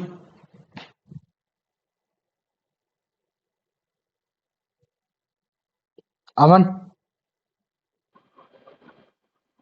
Mm, In the reaction 2NaBr plus Cl2 gas 2NaCl aqua plus Br2 aqua, which displacement have to describe the displacement reaction. Bromine is more reactive than chloride and displaces it. Chlorine is a metal and displaces a non-metal bromine. Chlorine is a more reactive non-metal displacing the less reactive non-metal bromine. भैया सी वाला। सी वाला, है ना, क्योंकि chlorine ज्यादा reactive है, जिसको मतलब ब्रोमीन जैसे लेस रिएक्टिव मेटल को ज्यादा डिस्प्लेस कर पा रहा है। ये आ गया, है ना। अब देखो, ये तुम्हारी प्रॉपर्टी हो गई। अब तुम्हारी दो प्रॉपर्टी और बची। वो ये प्रॉपर्टी बची कि अगर मान लो कि मैं नॉन मेटल को तुम्हारे क्लोरीन के साथ रिएक्ट कराता हूँ, तो देखो अभी तक हमने क्या पढ़ा था कि भैया अगर मान लो कि मैं कभी भी किसी मेटल को, अगर मान लो कि मैं क्लोरीन के साथ रिएक्ट कराता हूँ, तो वो तुम्हारा क्या बनाता था, क्लोराइड आयन बनाता था। और वो क्लोराइड आयन की ये प्रॉपर्टी होती थी कि तुम्हारे इलेक्ट्रोलाइट जैसे यूज किया जा सकता है। कि मान लो कि जैसे मैं NaCl की बात कर देता हूँ, Na क्या हो जाता है, मेटल हो जाता है। क्लोरीन क्या हो जाता है, तुम्हारा एक नॉन मेटल हो जाता है। या फिर मान लो कि तुम्हारा एक सिंपल सा क्लोरीन गैस होगी, उसके साथ हो गया। और कभी भी अगर मैं सोडियम को हीट करके इसको पास कराता था, तो NaCl बनता था। तो ये क्या होता था, एक तरीके का इलेक्ट्रोलाइट या फिर तुम्हारा क्लोराइड आयन, जो कि तुम्हारा मेटल से बन रखा है ना। और ये इलेक्ट्रोलाइट है, मतलब कि तुम्हारा इलेक्ट्रिसिटी को कंडक्ट कर सकता है। लेकिन अगर मान लो कि मैं नॉन मेटल जैसे हाइड्रोजन हो गया, अगर मैं हाइड्रोजन को क्लोरीन के साथ पास कराऊंगा, तो ये जो तुम्हारा बनाएगा, ये एक तरीके का कोवलेंट, मतलब क्या बनाएगा, कोवलेंट क्लोराइड बनाने की कोशिश करेगा। ऊपर वाला जो क्लोराइड बन रहा है वो तुम्हारा आयोनिक क्लोराइड बन रहा है। लेकिन जो तुम्हारा नीचे वाला क्लोराइड बन रहा है, ये तुम्हारा कैसा बन रहा है, कोवलेंट क्लोराइड बन रहा है। और इसी कोवलेंट क्लोराइड की वजह से ही तुम्हारा मतलब क्या कहते हैं, इसमें इलेक्ट्रिसिटी नहीं फ्लो होती जब तक आप इस कोवलेंट क्लोराइड के आयंस को ब्रेक नहीं कर देते हो। क्योंकि अगर आप इसको देखोगे, तो इसमें कौन सी गैस बनेगी, तुम्हारी HCl गैस ही बनने वाली है। तो जब आप इस HCl गैस को पानी में डालोगे, जब आप इसके हाइड्रोजन आयन को लिबरेट करोगे, Cl आयन को लिबरेट करोगे, तब जाके मतलब क्या कहते हैं कि तब जाके आपका मतलब क्या कहते हैं, इलेक्ट्रिसिटी फ्लो होगी। लेकिन अगर आप सिंपली अगर उसको मतलब फ्लो कराना चाहो, तो उसमें आपकी इलेक्ट्रिसिटी नहीं फ्लो होने वाली। ठीक है, अगर जैसे मान लो कि मैं एक और एग्जांपल ले लेता हूँ, जैसे फास्फोरस का। अगर मान लो कि मैं फास्फोरस को अगर क्लोरीन के साथ पास कराता हूँ, तो जब भी मैं पास कराऊंगा, तो जो मेरा बनेगा वो तुम्हारा बनेगा फास्फोरस ट्राइक्लोराइड, मतलब कि फास्फोरस ट्राइक्लोराइड, क्लोराइड के 3 आयन। तो ये भी कैसा क्लोराइड हो रखा है, ये भी एक तरीके का तुम्हारा कोवलेंट क्लोराइड हो रखा है। और ये जो कोवलेंट क्लोराइड हो रखा है, ये तुम्हारा कैसी प्रॉपर्टी रख रखा है कि इसमें कोई भी इलेक्ट्रिसिटी तुम्हारी फ्लो नहीं होगी। ये चीज हो गया। अब अगर जैसे मान लो कि मैं कार्बन को एज अ नॉन मेटल ले लेता हूँ, और उसमें मैं चारों उसकी वैलेंसी में मतलब क्या कह देता हूँ कि जैसे मान लो कि कार्बन है, मुझे मालूम है कि अभी तक तुम लोग को पता चल गया हो कि कार्बन की 4 वैलेंसी होती है। मतलब कि उसके आउटर शेल में 4 इलेक्ट्रॉन घूमा करते हैं। और वो 4 इलेक्ट्रॉन, अगर देखो बात क्या है कि अगर मान लो कि आउटर इलेक्ट्रॉन में अगर 4 से ज्यादा आपके इलेक्ट्रॉन है, तो आप इलेक्ट्रॉन को लेते हो, गेन करते हो, मतलब कि आप गेन करोगे। और अगर मान लो कि आपके 4 से कम हो रखे, तो आप क्या करने की कोशिश, सॉरी 4 से ज्यादा हो रखे, तो आप उसको एक्सेप्ट करते हो। क्या करोगे, एक्सेप्ट करोगे। लेकिन अगर मान लो कि आपके 4 से कम हो रखे, तो आप मतलब क्या करने की कोशिश करते हो, आप मतलब क्या कहते हैं उसको, मतलब देने की कोशिश करते हो, मतलब कि रिमूव करने की कोशिश करते हो। लेकिन अगर मान लो कि मैं बोल देता हूँ कि आपके 4 के बराबर ही वैलेंसी हो रखी, तब आप उस केस में आप शेयर करते हो। तो अगर मान लो कि मैं कार्बन को इसके चारों तरफ अगर क्लोरीन लगा दूं, क्लोरीन इधर भी, क्लोरीन इधर भी, क्लोरीन इधर भी, क्लोरीन इधर भी। और ऐसा हमने क्यों लगाया, क्यों, क्योंकि क्लोरीन के आउटर शेल में केवल एक इलेक्ट्रॉन होता है। और जो तुम्हारा मतलब क्या कहते हैं कि जो वो होता है तुम्हारा क्लोरीन होता है, क्लोरीन के हर एक उसमें एक एक इलेक्ट्रॉन होता है। कार्बन को 4 इलेक्ट्रॉन की जरूरत है। तो वो क्या करेगा कि एक इलेक्ट्रॉन इससे ले लेगा, एक इलेक्ट्रॉन तुम्हारा इससे ले लेगा, एक इलेक्ट्रॉन तुम्हारा इससे ले लेगा, एक इलेक्ट्रॉन इससे ले लेगा, और अपने आउटर शेल को दिखाएगा कि देखो मेरी आउटर शेल अब 8 हो गई है, अब मैं पूरा हो गया, अब मैं स्टेबल हो गया हूँ। तो वो इस तरीके से वो अपने आप को बिहेव कराने की कोशिश करेगा, है ना। ये हो गया। तो अगर मैं इस तरीके के कोवलेंट कंपाउंड की बात करूंगा, तो ये जो कोवलेंट कंपाउंड है वो तुम्हारा कार्बन टेट्रा क्लोराइड बोला जाता है। क्या बोला जाता है तुम्हारा, कार्बन टेट्रा क्लोराइड, टेट्रा का मतलब ही होता है चार। तो क्लोरीन के चार मॉलिक्यूल जो कि तुम्हारे कार्बन के साथ अटैच हो रखे इन the form of covalent bond, in the form of what, covalent bond, मतलब कि शेयर करके। तो ये जो कोवेलेंट बॉन्ड है ये कभी भी इसमें कोई भी इलेक्ट्रॉन फ्री नहीं है, क्योंकि सब के सब कार्बन के साथ शेयर हो रखे हैं। और मुझे मालूम है कि भैया अगर आपको इलेक्ट्रिसिटी को फ्लो कराना है तो आपको इलेक्ट्रॉन को फ्री करना ही करना है, और जब आपके इलेक्ट्रॉन फ्री है ही नहीं तो फिर आपकी इलेक्ट्रिसिटी कैसे फ्लो हो सकती है। तभी आपके नॉन मेटल जो होते हैं वो क्लोरीन के साथ जाने के बाद, कोवेलेंट बॉन्ड बनाने के बाद, वो एज अ इलेक्ट्रोलाइट फॉर्मेशन नहीं करते, मतलब वो काम नहीं करते हैं ये। तो मुझे बताओ इतना सबको समझ में आ गया कि नहीं आ गया, या इसमें किसी को कोई डाउट है? हाँ भैया। आ गया। चलो वेरी गुड। अब इसको देखो, यही चीज मैंने बताया कि नॉन मेटल जब भी तुम्हारा क्लोरीन के साथ रिएक्ट होगा तो वो तुम्हारा एक तरीके का कोवेलेंट क्लोराइड बनाएगा, जो कि एक तरीके का नॉन इलेक्ट्रोलाइट होता है, मतलब कि कोई भी इलेक्ट्रिसिटी कंडक्ट नहीं करेगा। और ये जो नॉन क्लोराइड है ये ज्यादातर आपका लिक्विड और गैस फॉर्म में पाया जाएगा। जैसे मान लो कि हाइड्रोजन को मैं एज अ नॉन मेटल ले लेता हूँ और इसको अगर मैं क्लोरीन के साथ पास कराऊंगा तो ये तुम्हारा बनाएगा एक हाइड्रोजन क्लोराइड, जो कि एक तरीके का कैसा हो रखा है, कोवेलेंट क्लोराइड हो रखा है। तो ये जो कोवेलेंट क्लोराइड है ये एक तरीके का कैसा है, तुम्हारा एक नॉन इलेक्ट्रोलाइट है, मतलब कि इसमें कोई भी इलेक्ट्रिसिटी आपकी फ्लो होते हुए आपको दिखाई नहीं देगी। ठीक इसी तरीके से आपका फास्फोरस है, फास्फोरस भी कैसा हो रखा है, आपका नॉन मेटल हो रखा है ना। जब भी आप इसको क्लोरीन से पास कराओगे तो ये अपना खुद का क्लोराइड बनाएगा, मतलब कि कोवेलेंट क्लोराइड बनाएगा, शेयर करके बनाएगा, जिसको मैं बोलता हूँ फास्फोरस क्लोराइड बोलता हूँ। तो ये जो फास्फोरस क्लोराइड है कौन सा क्लोराइड बनेगा तुम्हारा, ये फास्फोरस ट्राइक्लोराइड बनेगा। ये चीज हो गया। ठीक इसी तरीके से जैसे कार्बन हो गया, कार्बन तुम्हारा एक नॉन मेटल हो गया। जब भी ये तुम्हारा क्लोरीन के साथ जाएगा तो तुम्हारे चार क्लोरीन को लेगा, जिसको हम क्या बोलते हैं, कार्बन टेट्रा क्लोराइड। ये जो टेट्रा क्लोराइड बना है, चार कार्बन जो लिया है वो इन द फॉर्म ऑफ उसने कोवेलेंट लिया, मतलब शेयर करके लिया है। और इसमें कोई भी तुम्हारा इलेक्ट्रॉन फ्री नहीं होने के कारण ये तुम्हारा क्या करेगा कि ये जो है एक तरीके का नॉन इलेक्ट्रोलाइट जैसे काम करेगा, मतलब इसमें कोई भी इलेक्ट्रिसिटी आपकी कंडक्ट नहीं होगी। तो ये तुम्हारा वो तुम्हारी प्रॉपर्टी थी जिसमें जो मेटल है, नॉन मेटल है, वो जब तुम्हारा क्लोरीन के साथ रिएक्ट करता है तब क्या होता है, याद रखो। नॉन मेटल तुम्हारा कोवेलेंट क्लोराइड बनाते हैं जिसमें मतलब इलेक्ट्रॉन जो होते हैं फ्री नहीं होते, वो तुम्हारा क्लोरीन एटम में वो क्लोराइड आयन फॉर्म नहीं करते, किसी भी प्रकार का आयन फॉर्म नहीं करते, जिसकी वजह से मतलब कि देखो आयन तभी फॉर्म होगा जब तुम्हारा कोई आयन ज्यादा होगा। अगर मान लो कि मैं बोलता हूँ कि तुम्हारे पास भी चार आयन थे, मेरे पास भी चार आयन थे, तो जब दोनों बराबर हो जाएंगे तो इक्वल हो जाएगा, तो इसमें कोई भी चार्ज नहीं। तो जब कोई भी चार्ज नहीं तो फिर आपकी कोई भी इलेक्ट्रिसिटी फ्लो नहीं होगी। तो मुझे मालूम है कि कार्बन के चारों, अगर मान लो कि अगर सारे सारे इलेक्ट्रॉन मतलब शेयर हो गए, मतलब कि अब उनमें कोई भी फ्री नहीं बचा, तो फ्री नहीं बचा तो कोई भी इलेक्ट्रिसिटी आपको फ्लो होते हुए दिखाई नहीं देगी। तो इसी को हम लोग बोल देते हैं कोवेलेंट। कोवेलेंट मतलब कि शेयरिंग ऑफ इलेक्ट्रॉन्स, है ना। क्योंकि अगर मान लो कि मैं एक इलेक्ट्रॉन दे देता हूं तो हो सकता है कि मेरे पास प्रोटॉन की संख्या ज्यादा हो जाए, और अगर मान लो कि अगर मैं बोल देता हूँ कि मैं इलेक्ट्रॉन ले लेता हूँ तो हो सकता है कि मेरे पास इलेक्ट्रॉन की संख्या ज्यादा हो रहा है ना। तो ये electro positive electro negative electron को देने और लेने से आता है। तो इनमें जो तुम्हारा चार्ज बना, जो एक चार्ज दिखा रहा है कि हाँ एक चार्ज एक्स्ट्रा हो गया, एक चार्ज कम हो गया, तो ये जो चार्जेस है, चार्जेस ही तुम्हारा तुम्हारा मतलब क्या कहते हैं, इलेक्ट्रिसिटी को फ्लो कराते हैं, इलेक्ट्रॉन को फ्लो कराते हैं, मतलब कि इलेक्ट्रिसिटी को फ्लो कराते हैं। लेकिन अगर मान लो कि मैं कह देता हूँ कि तुमने जो कंपाउंड बनाया वो कंपाउंड कोवेलेंट कंपाउंड था, मतलब कि उसमें इलेक्ट्रॉन दिया और लिया ही नहीं गया, मतलब कि कोई भी चार्ज फ्री ही नहीं हुए। तो जब तुम्हारे चार्ज ही नहीं फ्री हुए तो तुम्हारे फिर कोई भी इलेक्ट्रिसिटी भी नहीं फ्लो होगी। इसी वजह से वो एज अ तुम्हारा नॉन इलेक्ट्रोलाइट कहलाया जाता है।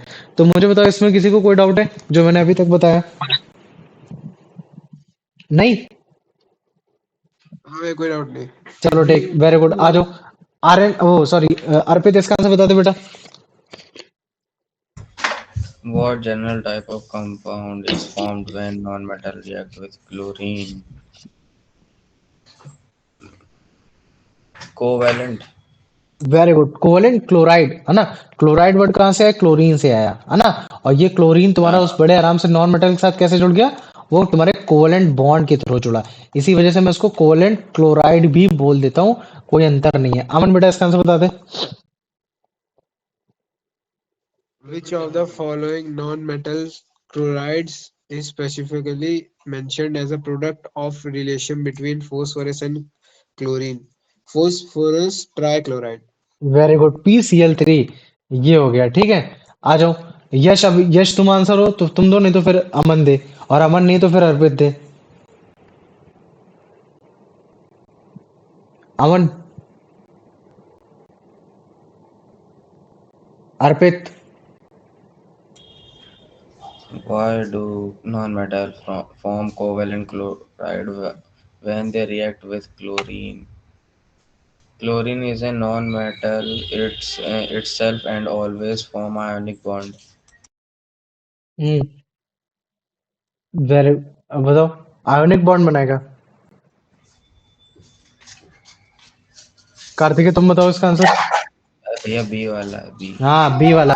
वो तुम्हारा कभी भी इलेक्ट्रॉन को देता लेता नहीं है, मतलब कि कभी भी ना तो इलेक्ट्रॉन लेगा ना तो देगा, जिसकी वजह से उसको क्लोराइड आयन ही नहीं बनेगा। और जब वो तुम्हारा क्लोराइड आयन ही नहीं बनेगा तो फिर तुम्हारी इलेक्ट्रिसिटी भी फ्लो नहीं होगी, ये चीजें है ना। तो क्या क्वेश्चन बोल रहा है कि नॉन मेटल तुम्हारा कोवेलेंट क्लोराइड क्यों बनाता है जब वो तुम्हारा क्लोरीन के साथ रिएक्ट होता है? क्यों? क्योंकि वो आपका इलेक्ट्रॉन्स को देता नहीं है कि ताकि वो क्लोराइड आयन बनाए। ये वेरी गुड। आ जाओ कार्तिक, इसका आंसर बताओ। The non-metal chloride carbon tetrachloride is described as a non-electrolyte. What does this property indicate about the compound? It is a gas at room temperature. It contains ionic compound. It conduct electricity when dissolved in water. It does not conduct electricity. भैया D वाला। D वाला, very good ना, ये हो गया। आ जाओ, अब इसका आंसर बता दो। यश नहीं तो यश, नहीं तो अमन, नहीं तो अमन, नहीं तो फिर उसके बाद अर्पित। चलो अर्पित तुम बताओ answer. What is the chemical equation for the reaction between hydrogen and chlorine? भैया सी वाला 2H2 plus O2 gives out 2H2O। देखो ध्यान से देखो, यहाँ हाइड्रोजन को किसके साथ रिएक्शन कराया जा रहा है? हाँ भैया ये डी वाला डी H2 plus Cl2 हम्म, 2HCl। है ना, ये चीज हो गया। और यहाँ तुम्हारा अगर ध्यान से देखोगे तो हाँ, ये बैलेंस रिएक्शन है जिसमें हाइड्रोजन के भी दो मॉलिक्यूल हो गए, तुम्हारा क्लोरीन के भी दो मॉलिक्यूल हो गए, और ऊपर वाली जो रिएक्शन उसमें तुम्हारा बैलेंस इक्वेशन नहीं है। तो बैलेंस। ये गुड गुड, बिल्कुल सही बताया। ठीक है, ये चीज हो गया। अब देखो, याद करो, अब मैंने लास्ट प्रॉपर्टी बताई थी कि जब भी मैं मेटल को हाइड्रोजन के साथ रिएक्ट कराता था तो तुमने बोला था कि भैया हाइड्राइड बनता है, और ये हाइड्राइड उन्हीं केस में बनता है जो मेटल तुम्हारे ज्यादा रिएक्टिव होते थे, जैसे कि पोटेशियम हो गया, सोडियम हो गया, आपका मतलब क्या कहते हैं कैल्शियम हो गया, और लास्ट में मैग्नीशियम। इसके बाद जितने भी मेटल होते थे वो इतने कैपेबल नहीं होते थे कि तुम्हारे मतलब क्या कहते हैं हाइड्रोजन से बोले कि तू इलेक्ट्रॉन ले, क्योंकि जनरल प्रॉपर्टी हाइड्रोजन की क्या होती है, अगर तुम देखोगे तो हाइड्रोजन के ऊपर मैं पॉजिटिव का आयन लगाता हूँ, और पॉजिटिव का आयन वही लगाएगा जो मतलब क्या कहते हैं इलेक्ट्रॉन को देता है, मतलब कि अपने आप से रिमूव कराता है, अपने पास से रिमूव कराता है। और मुझे मालूम है कि नॉन मेटल के पास तो ऐसी प्रॉपर्टी होती ही नहीं, क्योंकि नॉन मेटल क्या करते हैं, इलेक्ट्रॉन्स को लेते हैं ना कि देते हैं, और इलेक्ट्रॉन्स को लेने की वजह से ही उन पे जो चार्जेस लगता है ऊपर उनके निगेटिव चार्ज लगता है। तो अगर निगेटिव चार्ज लगता है तो इसके ऊपर पॉजिटिव चार्ज क्यों लगता है? तो ये एक तरीके का एक एक्सेप्शन मान सकते हो, ये चीज हो गया। तो अभी इसी एक्सेप्शन को लेकर अगर हम लोग क्या कर देते हैं कि कभी भी अगर मान लो कि मैं पोटेशियम के साथ रिएक्शन कराने की कोशिश करता था, या मैं सोडियम के साथ रिएक्शन कराने की कोशिश करता, या मैं कैल्शियम के साथ रिएक्शन कराने की कोशिश करता, मैग्नीशियम के साथ रिएक्शन कराने की कोशिश करता, तब ये जो हाइड्रोजन है बड़े ही औकात से मतलब क्या कहते हैं नॉन मेटल वाली प्रॉपर्टी रखता था, मतलब कि इलेक्ट्रॉन को एक्सेप्ट करता था, तब वो बड़े आराम से मतलब क्या कहते हैं उसका हाइड्राइड बना लेता था। जैसे एग्जांपल में तुम्हारा तुमने देखा होगा सोडियम हाइड्राइड, जिसको मैंने फॉर्मूला दिया था NaH, अगर तुम लोग को याद आ रहा हो, याद आ रहा है कि नहीं याद आ रहा? सोडियम हाइड्राइड, ये चीज है। तो अभी देखो, अब अगर मान लो कि मैं, ये तो तुम्हारे मेटल थे है ना, अभी मैं केस क्या लेता हूँ, तुम्हारे नॉन मेटल के केस ले आता हूँ। तो नॉन मेटल का केस जैसे मान लो कि मैं सल्फर की बात कर देता हूँ, तो अगर मान लो कि मैं बोलता हूँ कि सल्फर है, सल्फर को मैं हाइड्रोजन के साथ रिएक्ट करूंगा तो बिल्कुल नहीं रिएक्ट होगा। क्यों? क्योंकि भैया जो आपका मतलब क्या कहते हैं कि जो वो हो रखा है, ये आपका, ये भी आपका मतलब क्या कहते हैं इलेक्ट्रॉन को आपका देता है, मतलब कि इलेक्ट्रॉन को मतलब देता लेता है, ये भी आपका एक तरीके से इलेक्ट्रॉन लेने की कोशिश करता है। तो जब ये दोनों ही इलेक्ट्रॉन ले रहे हैं तो मतलब कि आपस में रिएक्ट करेंगे ही नहीं करेंगे। तो ये रिएक्ट कैसे करते? ये इलेक्ट्रॉन ले देकर नहीं करते, ये इलेक्ट्रॉन शेयर कर करेंगे। तो जब ये तुम्हारा इलेक्ट्रॉन शेयर करके बनेंगे तो इसका मतलब है कि जो इसमें कंपाउंड बनने वाला है वो कंपाउंड कैसा होगा, वो तुम्हारा एक तरीके का आयोनिक कंपाउंड होगा या फिर वो हाँ तुम्हारा कोवेलेंट कंपाउंड होगा? बताओ मुझे। कोवेलेंट कोवेलेंट कंपाउंड होगा, वेरी गुड। तो अगर वो कोवेलेंट कंपाउंड होगा तो किस चीज का कंपाउंड होगा? हाइड्राइड का ही तो कंपाउंड होगा, क्योंकि नॉन मेटल को हम लोग किसके साथ रिएक्शन करने की कोशिश करें? हाइड्रोजन के साथ रिएक्शन कराने की कोशिश करें। तो जब भी तुम्हारा कोई भी नॉन मेटल हाइड्रोजन के साथ रिएक्ट होता है तो वहां जो तुम्हारा कंपाउंड बनता है उसको हम लोग बोलते हैं कोवेलेंट हाइड्राइड बोल देते हैं। क्या बोल देंगे उसको? कोवेलेंट हाइड्राइड बोलते हैं। इस चीज को याद रख लेना। और ये जो हाइड्राइड बना है ये तुम्हारा इलेक्ट्रॉन शेयर करने की वजह से बना है, ना कि तुम्हारा इलेक्ट्रॉन देने की वजह से बना है। तो सल्फर के इलेक्ट्रॉन ने शेयर किए होंगे, हाइड्रोजन के इलेक्ट्रॉन ने तुम्हारे आपस में एक दूसरे को शेयर किए होंगे और उन्होंने अपनी वैलेंसी को पूरा किया होगा, मतलब कि स्टेबल किया होगा। और जब उन्होंने वैलेंसी को अपना स्टेबल किया होगा तब देखने को मिला होगा कि हाँ उनका जो बन रहा है वो तुम्हारा एक तरीके का कोवेलेंट हाइड्राइड बन रहा है। और ये जो कोवेलेंट हाइड्राइड बनता है सल्फर और हाइड्रोजन गैस की मदद से, उसका नाम है तुम्हारा हाइड्रोजन सल्फाइड। उसको क्या बोलते हैं? उसको बोलते हैं हाइड्रोजन सल्फाइड। और जो इसका फॉर्मूला होता है उसको बोला जाता है तुम्हारा H2S। और ये जो H2S होता है ये मतलब क्या कहते हैं, एकदम सड़े हुए अंडे जैसा होता है। स्कूल में एक्सपेरिमेंट कराया गया होगा कि अगर तुम्हें एकदम रॉटन एग वाली अगर आपको स्मेल चाहिए तो आप हाइड्रोजन गैस की प्रेजेंस में सल्फर को मतलब रिएक्ट कराने की कोशिश करो, तो जो आपका मतलब क्या कहते हैं हाइड्रोजन सल्फाइड गैस जो इवॉल्व होगी, वो जो हाइड्रोजन सल्फाइड गैस होगी वो एकदम सड़े हुए अंडे जैसी इवॉल्व होगी। तो मुझे बताओ इतना समझ में आ गया कि नहीं आ गया जो मैंने अभी इतना बताया? आ गया ना? ठीक, वेरी गुड। ठीक इसी तरीके से तुम्हारा नाइट्रोजन है। नाइट्रोजन भी क्या होता है तुम्हारा एक तरीके का तुम्हारा मतलब क्या कहते हैं नॉन मेटल होता है। और जब भी तुम इसको कंबाइन कराओगे तुम्हारा हाइड्रोजन के साथ, तो जब भी हाइड्रोजन के साथ कंबाइंड होगा तो ये तुरंत कंबाइंड नहीं हो जाता है। इसको कहीं ना कहीं तुम्हारा मतलब क्या कहते हैं आयरन की कैटलिस्ट डालने की कोशिश होती है। कैटलिस्ट का मतलब वो होता है कि एक ऐसा मददगार जो तुम्हारे रिएक्शन में तुम्हारे उसको तेज और धीमा कर दे, लेकिन तुम्हारे रिएक्शन को बदले ना, मतलब कि उसके आने की वजह से जो प्रोसेस है या तो वो फास्ट हो जाए या तो वो स्लो हो जाए, तो वो इसके काम में आ रहा है। तो यहाँ जो कैटलिस्ट का जो इस्तेमाल होता है वो होता है तुम्हारा आयरन। तो जब हम इस कैटलिस्ट का इस्तेमाल करते हैं आयरन को डालते हैं तब जो तुम्हारा एक मतलब क्या कहते हैं कोवेलेंट हाइड्राइड बनता है, उस कोवेलेंट हाइड्राइड को गेस कर सकते हो क्या बनता होगा? जैसे तुम्हारा वहां हाइड्रोजन सल्फाइड बनता था, तो यहाँ तुम क्या बोलोगे? हाइड्रोजन क्या बोल दोगे बताओ मुझे? भैया N2 H2N नहीं, NH3। NH3 को क्या बोला जाता है बताओ मुझे? अमोनिया। अमोनिया, वेरी गुड, है ना? तो ये जो अमोनिया होता है, अमोनिया भी कैसा लगता है? यूरिन जैसा लगता है ना, एकदम पास होते हुए बदबूदार वो चीज। तो ये जो अमोनिया होता है ये भी एक तरीके का तुम्हारा कोवेलेंट हाइड्राइड होता है, जो कि तुम्हारे नाइट्रोजन के इलेक्ट्रॉन और तुम्हारे हाइड्रोजन के इलेक्ट्रॉन शेयर करने की वजह से हुआ है।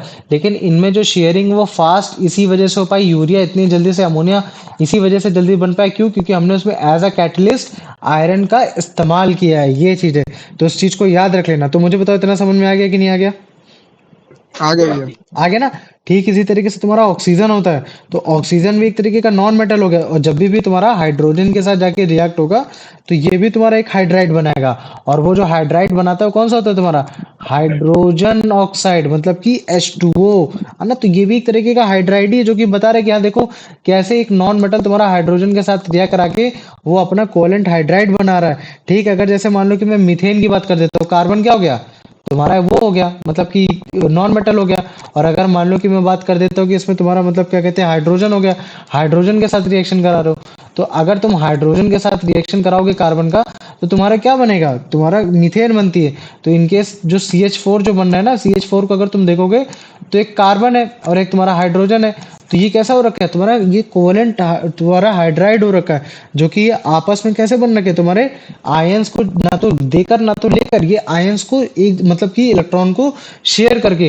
क्योंकि जब आप इलेक्ट्रॉन को शेयर करते हो, जब आप इलेक्ट्रॉन को शेयर करोगे तभी आपके आयंस बने होंगे। अब वो आयंस हो सकता है कि वो पॉजिटिव आयन हो, अब वो हो सकता है वो आपका निगेटिव आयन हो। अगर वो निगेटिव आयन होगा तो मैं उसको कैटायन बोलूंगा, अगर वो पॉजिटिव होगा तो मैं उसको एन आयन बोल देता हूँ। ये चीज है। तो किसी भी मेटल के ऊपर तुम्हारा मतलब क्या कहते हैं जो आयन आ रहा है वो अगर आ रहा है, अगर वो पॉजिटिव आ रहा है तो इसका मतलब है कि वो इलेक्ट्रॉन को मतलब क्या कहते हैं दिया है। और अगर मान लो कि उसके पास निगेटिव कोई भी, मान लो कि कोई भी एक एलिमेंट है जिसके ऊपर निगेटिव चार्ज है, तो इसका मतलब है कि उसमें कैटायन का फॉर्मेशन हो। और वो कैटायन का फॉर्मेशन इसी वजह से है, क्यों? क्योंकि उसने इलेक्ट्रॉन लिया है। लेकिन अगर मान लो कि मैं H2O की बात कर देता हूँ, सिंपल केवल H2O की बात कर देता हूँ, बिना भी कोई इलेक्ट्रोलाइसिस किया ही नहीं है, तो इस केस में क्या हो रखा है कि ये जो तुम्हारा हाइड्राइड बन रखा है, ये हाइड्राइड में कोई भी मतलब क्या कहते हैं इलेक्ट्रॉन तुम्हारा मतलब क्या कहते हैं कि आयन नहीं फॉर्म हुआ है।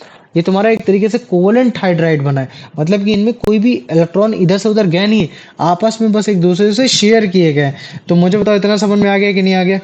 आगे भैया। आ गया ना, इस चीज को याद रख लेना। और जितने भी तुम्हारे नॉन मेटल के जो हाइड्राइड है, चाहे वो तुम्हारा हाइड्रोजन हो, मीथेन हो, तो मीथेन को अगर तुमने देखा होगा तो ये गैसियस फॉर्म में होती है। गोबर गैस जो बोला जाता है उसको मीथेन ही बोला जाता है। तो ये क्या होगी, गैसियस फॉर्म में होगी या तो लिक्विड फॉर्म में होगी। तो ये दो फॉर्म में पाई जाएगी, या तो तुम्हारे लिक्विड फॉर्म में या तो ये गैसियस फॉर्म में। सॉलिड फॉर्म में नहीं पाई जाती, इस चीज को याद रख लेना। और इनमें कोई भी आयन नहीं पाया जाता जिसकी वजह से आपको कोई भी इलेक्ट्रिसिटी प्रोड्यूस होते हुए आपको नहीं दिखाई देगी ये। तो मुझे बताओ इनमें से कोई अगर डाउट जो समझ में नहीं आया हो? आ गया? आगे भैया, आगे। आ गया, चलो ठीक है, आ जाओ। अब इसको देख लो, है ना। ये प्रोसेस है जिसमें तुम्हारा मतलब क्या कहते हैं, कोवेलेंट हाइड्राइड, जो कि तुम्हारा वो बनाया जा रहा है, मतलब कि रोटन है तुम्हारा हाइड्रोजन सल्फाइड। तो तुम देखना कैसे, मतलब क्या कहते हैं, ये लोग बच्चे लोग अपनी नाक बंद कर रहे हैं। तो ये जो नाक बंद कर रहे हैं वो इसी वजह से बंद कर रहे हैं, क्यों? क्योंकि अगर फिर से अगर तुम देखोगे तो इस रिएक्शन में क्या हुआ है कि तुम्हारा हाइड्रोजन को सल्फर के साथ मिलाया गया है ना, ये हाइड्रोजन को सल्फर के साथ मिलाने की कोशिश की गई है। तो ये जो सल्फर है लिक्विड स्टेज में है, और जो हाइड्रोजन गैस है उस तुम्हारा मतलब क्या कहते हैं कि गैसियस स्टेट में लाने की कोशिश की गई है। और जैसे ही तुम उसको मिक्स करा रहे हो तो वो जो तुम्हारा कोवेलेंट हाइड्राइड बन रहा है वो तुम्हारा H2S बन रहा है, जो कि एकदम सड़े हुए अंडे जैसे। तभी लोग अपनी स्मेल को बंद कर रहे हैं। तो याद रख लेना, कभी भी कोई भी नॉन मेटल हाइड्रोजन के साथ रिएक्ट होगा तो कोवेलेंट हाइड्राइड बनाएगा, क्योंकि कोवेलेंट हाइड्राइड हमेशा इलेक्ट्रॉन को शेयर करने की वजह से बनता है। कभी भी आपके मतलब क्या कहते हैं इलेक्ट्रॉन को ले देकर नहीं बनता है, शेयर करके बनता है। मतलब कि आयंस कभी भी आपके इसमें फॉर्म नहीं होंगे, है ना। तो कुछ इस तरीके का फॉर्मेशन आपको देखने को मिलेगा। ठीक है, ऐसे आपका नाइट्रोजन भी होता है। नाइट्रोजन जब भी आपका हाइड्रोजन के साथ आपका मतलब क्या कहते हैं आयरन की कैटलिस्ट में रिएक्ट कराया जाएगा तो कोवेलेंट हाइड्राइड बनाएगा, जिसको मैं अमोनिया बोलता हूँ। तो ये अमोनिया भी कैसा हो रखा है, एक तरीके का आपका कोवेलेंट हाइड्राइड हो रखा है। और ऑक्सीजन भी ऐसा हो रखा है, ऑक्सीजन को भी जब भी आप हाइड्रोजन के साथ मिलाओगे तो वो अपना हाइड्राइड बनाएगा, जिसको मैं H2O बोलता हूँ। ठीक है, ऐसे अगर मान लो कि कार्बन को भी अगर मैं हाइड्रोजन के साथ मिलाऊंगा तो वो अपना हाइड्राइड बनाएगा, जिसको मैं CH4 मीथेन बोलूंगा। तो ये हो गया। ठीक है, अगर मान लो कि मैं ऐसी कार्बन को अगर मैं क्लोरीन के साथ मिलाऊंगा तो तुम्हारा HCl बना देगा।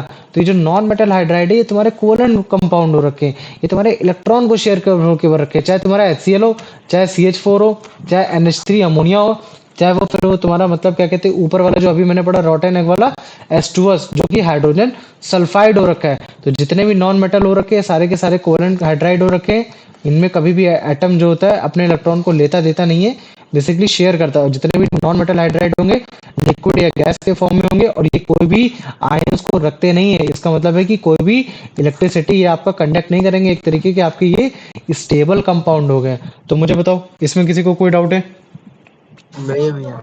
नहीं है, चलो आ जाओ। अब इसका आंसर बता दो Kartik. What general type of compound is formed when non-metal react with hydrogen? Covalent hydrides. हम्म, अर्पित,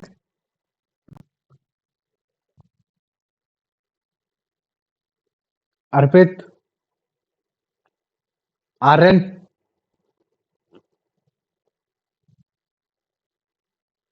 यश, अमन, कार्तिक। हाँ भैया। What is the name and chemical formula of the covalent hydride formed when sulfur combines with hydrogen H2?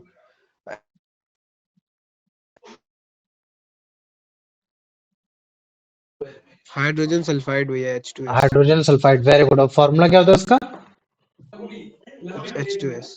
Very good, S2S। आ जाओ, अब इसका answer बताओ, तुम ही बताओ। Which common recognizable smell is characteristics of hydrogen sulfide gas? Smell resembling rotten eggs. आ जाओ, अब इसका answer बताओ।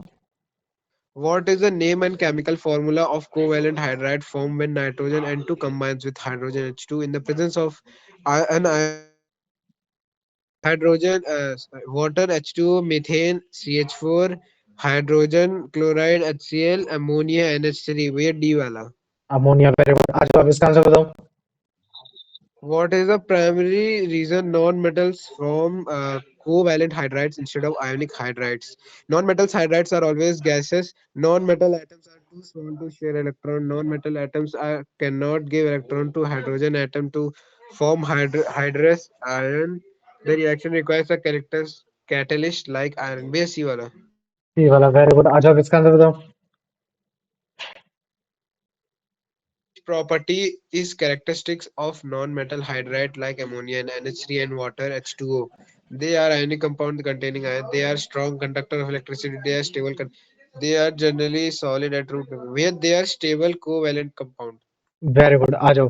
है ना? तो इसका मतलब क्या है कि भैया आपने मेटल की भी सारी प्रॉपर्टी पढ़ा दी, physical property, chemical property, non metal की भी प्रॉपर्टी पढ़ ली हमने, फिजिकल पढ़ी, और आपकी मतलब क्या कहते हैं वाली भी पढ़ी, केमिकल प्रॉपर्टी पढ़ ली। तो हम डिस्टिंग्विश कर सकते हैं, कंपैरिजन कर सकते हैं मेटल का तुम्हारा नॉन मेटल के साथ। तो अगर मेटल की प्रॉपर्टी बोली जाएगी, ये कितनी प्रॉपर्टी है, सारी की सारी फिजिकल प्रॉपर्टी। मेटल मैलिएबल है, डक्टाइल है, हैमर्ड करोगे तो थिन शीट में कन्वर्ट हो जाएगा, वायर में कन्वर्ट हो जाएगा। यही प्रॉपर्टी होती है, शीट में कन्वर्ट होना मतलब मैलिएबिलिटी, वायर में कन्वर्ट होना मतलब कि डक्टाइलिटी हो गया। गुड कंडक्टर ऑफ इलेक्ट्रिसिटी हो रखा है, हीट का, इलेक्ट्रिसिटी का। क्यों? क्योंकि इनमें इलेक्ट्रॉन्स फ्री होते हैं, इलेक्ट्रॉन शेयर होते हैं, मेटल इलेक्ट्रॉन को शेयर करता है, सॉरी इलेक्ट्रॉन को लेता देता रहता है, ये चीज है। मेटल लस्टरस होता है, पॉलिश्ड होता है, मेटल सॉलिड होता है रूम टेम्परेचर में, केवल मरकरी ही ऐसा हो रखा है जो आपका लिक्विड स्टेज में होता है। ज्यादातर आपके स्ट्रॉन्ग रहेंगे, टफ रहेंगे। बाकी अगर सोडियम पोटेशियम की बात करी जाएगी तो बड़े आराम से हो जाएंगे। लेकिन अगर मैं नॉन मेटल की बात करूंगा तो ब्रिटल होगा, असली से टूट जाएगा, मतलब कि ना तो ये मैलिएबल है ना तो डक्टाइल हो रखा है। बैड कंडक्टर ऑफ हीट और इलेक्ट्रिसिटी। क्यों? क्योंकि इनमें आपके आयंस जो होते हैं वो होते ही नहीं है। लेकिन अगर मान लो कि मैं ग्रेफाइट की बात कर देता हूँ तो उसमें आयन फ्री होता है, तो जिसकी वजह से इसमें एक एक्सेप्शन देखने को मिल जाता है। लस्टरस नहीं होता है, लेकिन आयोडीन की बात की जाएगी तो लस्टरस हो गया। नॉन मेटल सॉलिड होगा, लिक्विड होगा, गैशियस होगा, है ना, हर फ्लूम में पाया चला जाएगा, और स्ट्रॉन्ग भी नहीं होता, टफ भी नहीं होता। लेकिन डायमंड की बात की जाएगी तो भी हो जाएगा। तो मतलब मैं क्या दे रहा हूँ कि फिजिकल प्रॉपर्टी में एक्सेप्शन ही एक्सेप्शन आ रहा है। लेकिन अगर मान लो कि मैं केमिकल प्रॉपर्टी के डिफरेंस की बात करूंगा तो मुझे मालूम है कि भैया सारे के सारे मेटल आपके बेसिक ऑक्साइड ही बनाते हैं। उसमें कोई भी एक ऐसा नहीं होगा जो आपका एसिडिक ऑक्साइड बनाएगा। एसिडिक ऑक्साइड केवल आपके नॉन मेटल ही बनाते हैं, या तो एसिडिक ऑक्साइड बनेंगे या तो आपका न्यूट्रल ऑक्साइड बनाएंगे। ठीक ऐसे अगर मेटल आपको अगर मतलब क्या कहते हैं क्या करेगा, हाइड्रोजन को डिस्प्लेस कर देता है वाटर से, स्टीम से। लेकिन नॉन मेटल कभी भी आपके वाटर में से हाइड्रोजन को डिस्प्लेस नहीं कर पाता। क्यों? क्योंकि आपका मेटल मतलब क्या कहते हैं कि आपका आयंस को मतलब क्या कहते हैं कि डिस्प्लेस करा पाता है मेटल, लेकिन नॉन मेटल आपका डिस्प्लेस नहीं करा पाता। क्यों नहीं करा पाता? क्योंकि वो आयंस को शेयर करता है, ना कि वो लेता देता है, ये चीज है। ठीक है, ऐसे वो आपको मतलब क्या कहते हैं HCl से या फिर H2SO4 से भी हाइड्रोजन को बड़े इसी मतलब क्या कहते हैं आयोनिक कंपाउंड की मदद से बड़े आराम से हटा देता है। लेकिन नॉन मेटल आपका रिएक्ट नहीं करता, मतलब कि डाइल्यूट एसिड से वो आपका कभी भी हाइड्रोजन गैस को इवॉल्व नहीं करा पाएगा। मतलब क्या है कि मेटल एक तरीके का आयोनिक क्लोराइड भी बना सकता है, आयन के फॉर्म में आयोनिक क्लोराइड भी बना सकता है, जो कि एक तरीके का इलेक्ट्रोलाइट होगा, लेकिन कैसा होगा, नॉन वोलेटाइल होगा। लेकिन जो आपका नॉन मेटल है वो आपका क्लोराइड होगा, कोवेलेंट क्लोराइड होगा, जो कि एक तरीके का आपका नॉन इलेक्ट्रोलाइट होगा, लेकिन वो वोलेटाइल होगा, मतलब कि जो बह सकता है, ये चीज हो गया। तो मेटल जो होते भैया हैं, भैया हाँ बोलो। वो वॉलेटाइल मतलब थोड़ा बता दीजिए। कोवेलेंट क्या पूछा? वॉलेटाइल वॉलेटाइल मतलब। वोलेटाइल मतलब होता है बहना, ये चीज है जो मतलब आराम से बह सकता है, ये हो जी गया भैया। बस। ठीक है ये। तो जो मेटल होता है जो तुम्हारा मतलब क्या कहते हैं हाइड्रोजन के साथ जब भी कंबाइंड होगा, तो कुछ ही ऐसे मतलब क्या कहते हैं मेटल होंगे जो तुम्हारे मतलब क्या कहते हैं हाइड्रोजन को हटा देंगे उसके मेटल हाइड्राइड से, है ना।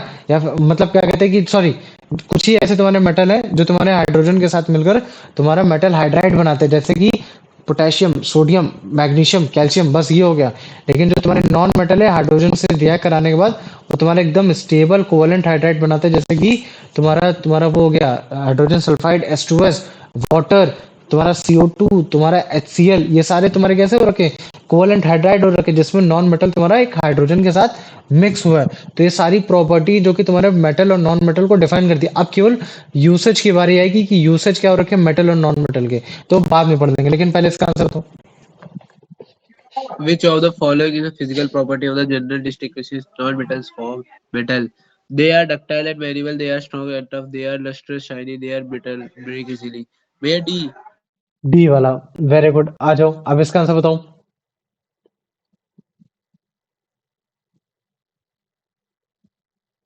Regarding electricity conductivity, which statement is generally true?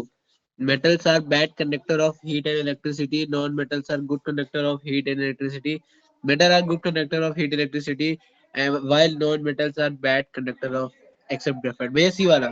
सी वाला वेरी गुड, और इसका आंसर बताओ। In terms of oxide, what is the typical difference between metals and non-metals?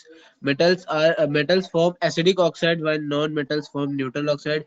Metals form basic oxides while non-metals form acidic or neutral oxide. भैया B वाला. B वाला है ना, very good. आ जाओ, अब इसका आंसर बताओ। How do metal and non-metals differ in their reaction with dilute acid? Non-metal displaces hydrogen from dilute acid while metals do not. Metals displaces hydrogen from. भैया ए वाला. ए वाला, वेरी गुड। आ जाओ, अब इसका आंसर बताओ। What kind of compound is typically formed when non-metals react with chlorine, and what is characteristics of this compound? Ionic chloride, which are electrolytes; ionic chlorides, which are non-volatile; covalent chloride, which are non-electrolyte but volatile. भैया ये सी वाला. सी वाला, very good. आ जाओ, अब इसका answer बताओ। Which of the following non-metals is an exception to the rule that non-metals are non-lustrous? Iodine. Iodine है ना, ये आयोडीन होता है। आ जाओ, अब देखो क्वेश्चन ये बोला कि इनमें से चूज करो और मुझे बताओ कि कौन सा मेटल कौन सा नॉन मेटल है जिसकी जो प्रॉपर्टी उसके बेसिस पर है, उसकी प्रॉपर्टी क्या है, ये चीज है। इसमें मतलब ग्रेफाइट, जैसे भैया ग्रेफाइट नॉन मेटल है और इसकी हम्म प्रॉपर्टी है कि ये बाकी जो नॉन मेटल होते हैं वो सारे इलेक्ट्रिसिटी ऐसे बोल कंडक्टर सकते हो के बैंड कि ग्रेफाइट बैंड जो एक कंडक्टर तरीके का तुम्हारा कार्बन एक्सेप्शन है. एलिमेंट है जो कि हाँ बेसिकली एसिडिक ऑक्साइड बनाता है। मतलब कि इनकी प्रॉपर्टी बतानी है। ठीक है, ऐसे तुम सोडियम की बता सकते हो कि सोडियम एक तरीके का बेसिक ऑक्साइड है हाँ ना। भैया. ये चीज हो गया। फॉस्फोरस हो गया, वो आपका फोस्फोरस एसिडिक ऑक्साइड कोवैलेंट. है ना। हीलियम आपकी एक गैस होगी जो कि एक तरीके की इनर्ट गैस होती है ना, इनर्ट गैस होती है। तो ये हीलियम के बारे में, इनर्ट गैस के बारे में कल से पढ़ेंगे कि कैसे जब तुम्हारा एक मेटल एक नॉन मेटल के साथ रिएक्ट होता है तो उसमें कहाँ कहाँ इनर्ट गैस का रोल आता है। ये इनर्ट गैस का मतलब क्या चीज़ है, ये जो सॉल्ट बना रहे हैं, सॉल्ट बनाकर ये इनर्ट गैस की कन्फिग्रेशन को कैसे पा रहे हैं, तो उसके बारे में पता करेंगे। तो इसमें देखो यही चीज़ें हो रखी हैं कि यहाँ तुमको बताना पड़ेगा कि यहाँ कुछ बेसिक ऑक्साइड बनेंगे, कुछ एसिडिक ऑक्साइड बनेंगे, तो उसके बेसिस पे ग्राफाइट आपका अलग प्रॉपर्टी रखेगा, सोडियम अलग प्रॉपर्टी रखेगा, फास्फोरस अलग प्रॉपर्टी रखेगा, हीलियम अलग प्रॉपर्टी रखेगा। अब ये वाला जैसे क्वेश्चन पढ़ो। An element react with oxygen to form an oxide which dissolves in dilute hydrochloric acid. The oxide formed also turns the solution of red litmus blue. It is a element, a metal or a non-metal. भैया it is a non-metal. It is a non metal, very good है ना। नहीं, question नहीं समझे, नहीं समझो इस भैया. बात को। जो क्या बोल रहा है कि तुम्हारे रेड लिटमस पेपर को ब्लू कर दे, ब्लू कर दे मतलब कि बेसिक ऑक्साइड बेसिक बना रहा ऑक्साइड है. बनाए। और बेसिक हाँ ऑक्साइड कौन बनाते हैं तुम्हारे, ये जो सबसे मतलब मेटल होते मेटल्स हैं, रहते हैं. जो हाँ मेटल्स होते हैं ना। तो सिंपल सी बात होगी, ये चीज है। आ जाओ, अब जैसे ये वाला क्वेश्चन है, मुझे बोला कि इनमें से एलिमेंट बताओ जो तुम्हारे बेसिक ऑक्साइड बनाते हो। तो बेसिक ऑक्साइड कौन बनाएंगे, तुम्हारे ये मेटल बनाएंगे। कैल्शियम. तो इनमें से मेटल कौन सा, सल्फर मेटल है, कैल्शियम मेटल नहीं है नहीं भैया, है। नॉन मेटल है. फास्फोरस मेटल है, नहीं है non metal. Metal. Silicon metal है, नहीं मेटल है। ये आपका नॉन मेटल. मेटोलाइट है या तो आपका नॉन मेटल हो रखा है, ये चीज हो रखा है। आपका केवल कैल्शियम ही है जो आपका एक मेटल हो रखा है, जो कि आपका बेसिक ऑक्साइड बनाएगा जब आप उसको ऑक्सीजन की प्रेजेंस पे बर्न कराओगे। ये चीज हो गया। तो ठीक, जैसे ये हो गया। इनमें से बताओ कि ऐसा कौन सा तुम्हारा हो रखा है जो तुम्हारा हाइड्रोजन को डिस्प्लेस कर पाएगा तुम्हारे एसिड से और तुम्हारा बना पाएगा सॉल्ट। तो मुझे मालूम है कि तुम्हारा एसिड से हाइड्रोजन वही तुम्हारा हटा पाता है जो तुम्हारा आयोनिक कंपाउंड बना पाएगा। और आयोनिक कंपाउंड केवल और केवल मेटल ही बना पाते हैं। तो इनमें से जो मेटल है वही तुम्हारा आंसर होगा। तो मुझे तो सल्फर हो सोडियम. पाएगा, क्या होगा, सोडियम केवल आंसर होगा। तो फिर इसका आंसर क्या हो जाएगा, तुम्हारा सोडियम हो जाएगा। ये चीज हो गया है ना, सिंपल सी बात होगी। तो मुझे बताओ इनमें से कोई दिक्कत नहीं। अब देखो एनसीईआरटी का क्वेश्चन ये है, बोल रहा है प्रत्युष ने क्या किया, सल्फर पाउडर लिया, इस ये पुतला में पहले. डाला और उसको हीट किया। बाद में उसने गैस को कलेक्ट किया और टेस्ट ट्यूब में डाला। ठीक है, बाद में उसने मतलब क्या कहते हैं कि जब उस गैस को लिटमस ड्राई लिटमस पेपर में डाला तो क्या, तो क्या हुआ, जब उसने मॉइस्ट लिटमस पेपर में डाला तब क्या हुआ। तो मुझे बताओ क्या क्या होगा। भैया इसमें क्या बोला है, मतलब इसमें भैया इसमें कौन सी गैस ली है, इसने बताया नहीं है ना अभी. सल्फर, नहीं गैस. स- सल्फर। देखो सल्फर को जब भी हम लोग ऑक्सीजन की प्रेजेंस में बर्न करेंगे तो क्या हाँ बनेगा, SO2 SO2. करना। तो हीट करेंगे तो क्या बनेगा, SO2 बनेगा। तो अगर मान लो कि इसी SO2 गैस में अगर मैं लिटमस पेपर को डालूंगा, ड्राई लिटमस पेपर, तो क्या चीज मुझे हाँ कोई एक्शन दिख लो, भैया ब्लू. कुछ नहीं दिखाई देगा। ड्राई ब्लू में को कुछ नहीं रेड दिखाई कर देने देगा ये. वाला। नहीं, अभी नहीं करेगा। अच्छा ड्राई. हाँ हाँ, ड्राई है ना, वो कब करेगा, जब तुम्हारा मॉइस्ट होगा। तो इस चीज को समझो, है ना, कि वो जब मॉइस्ट होगा तब वो करेगा, ऐसे नहीं करने वाला है। ठीक है, तो कोई भी एक्शन नहीं दिखाई देगा जब वो आपका ड्राई लिटमस पेपर होगा। एक्शन कब दिखाई देगा, जब वो आपका मतलब क्या कहते हैं मॉइस्ट होगा, है ना, क्योंकि तुम्हारा एसिड और बेस तभी मतलब अपनी प्रॉपर्टी में आते हैं जब वो अपने आयंस में आ जाते हैं, है ना, कि कितने आयंस में। अगर H पॉजिटिव ज्यादा होंगे तो वो तुम्हारा एसिडिक हो जाएगा, और अगर तुम्हारा मतलब क्या कहते हैं OH निगेटिव होंगे, हाइड्रोक्साइड आयन होंगे, तो वो तुम्हारा मतलब क्या कहते हैं ज्यादा होगा, तब वो तुम्हारा बेसिक जैसा प्रॉपर्टी बिहेव करेगा। लेकिन अभी अगर जैसे इसमें देखोगे तो ये तुम्हारा प्रॉपर्टी पता ही नहीं चल पा रही, क्योंकि है ना ये तुम्हारे आयन के फॉर्म में आ ही नहीं पा रहे, तो इसका मतलब जब तक पानी में डालोगे तब तक आयन के फॉर्म में नहीं आएंगे। तो जैसे ही आयन के फॉर्म में आ जाएंगे तब आप इसको लिटमस पेपर में डालोगे, तभी आपको बता देगा कि हाँ आपका क्या तुम्हारा एसिडिक हो रखा है, क्या आपका बेसिक हो रखा है। तो मुझे बताओ इतना समझ में आ गया कि नहीं आ गया? आ गया भैया। आ गया ना?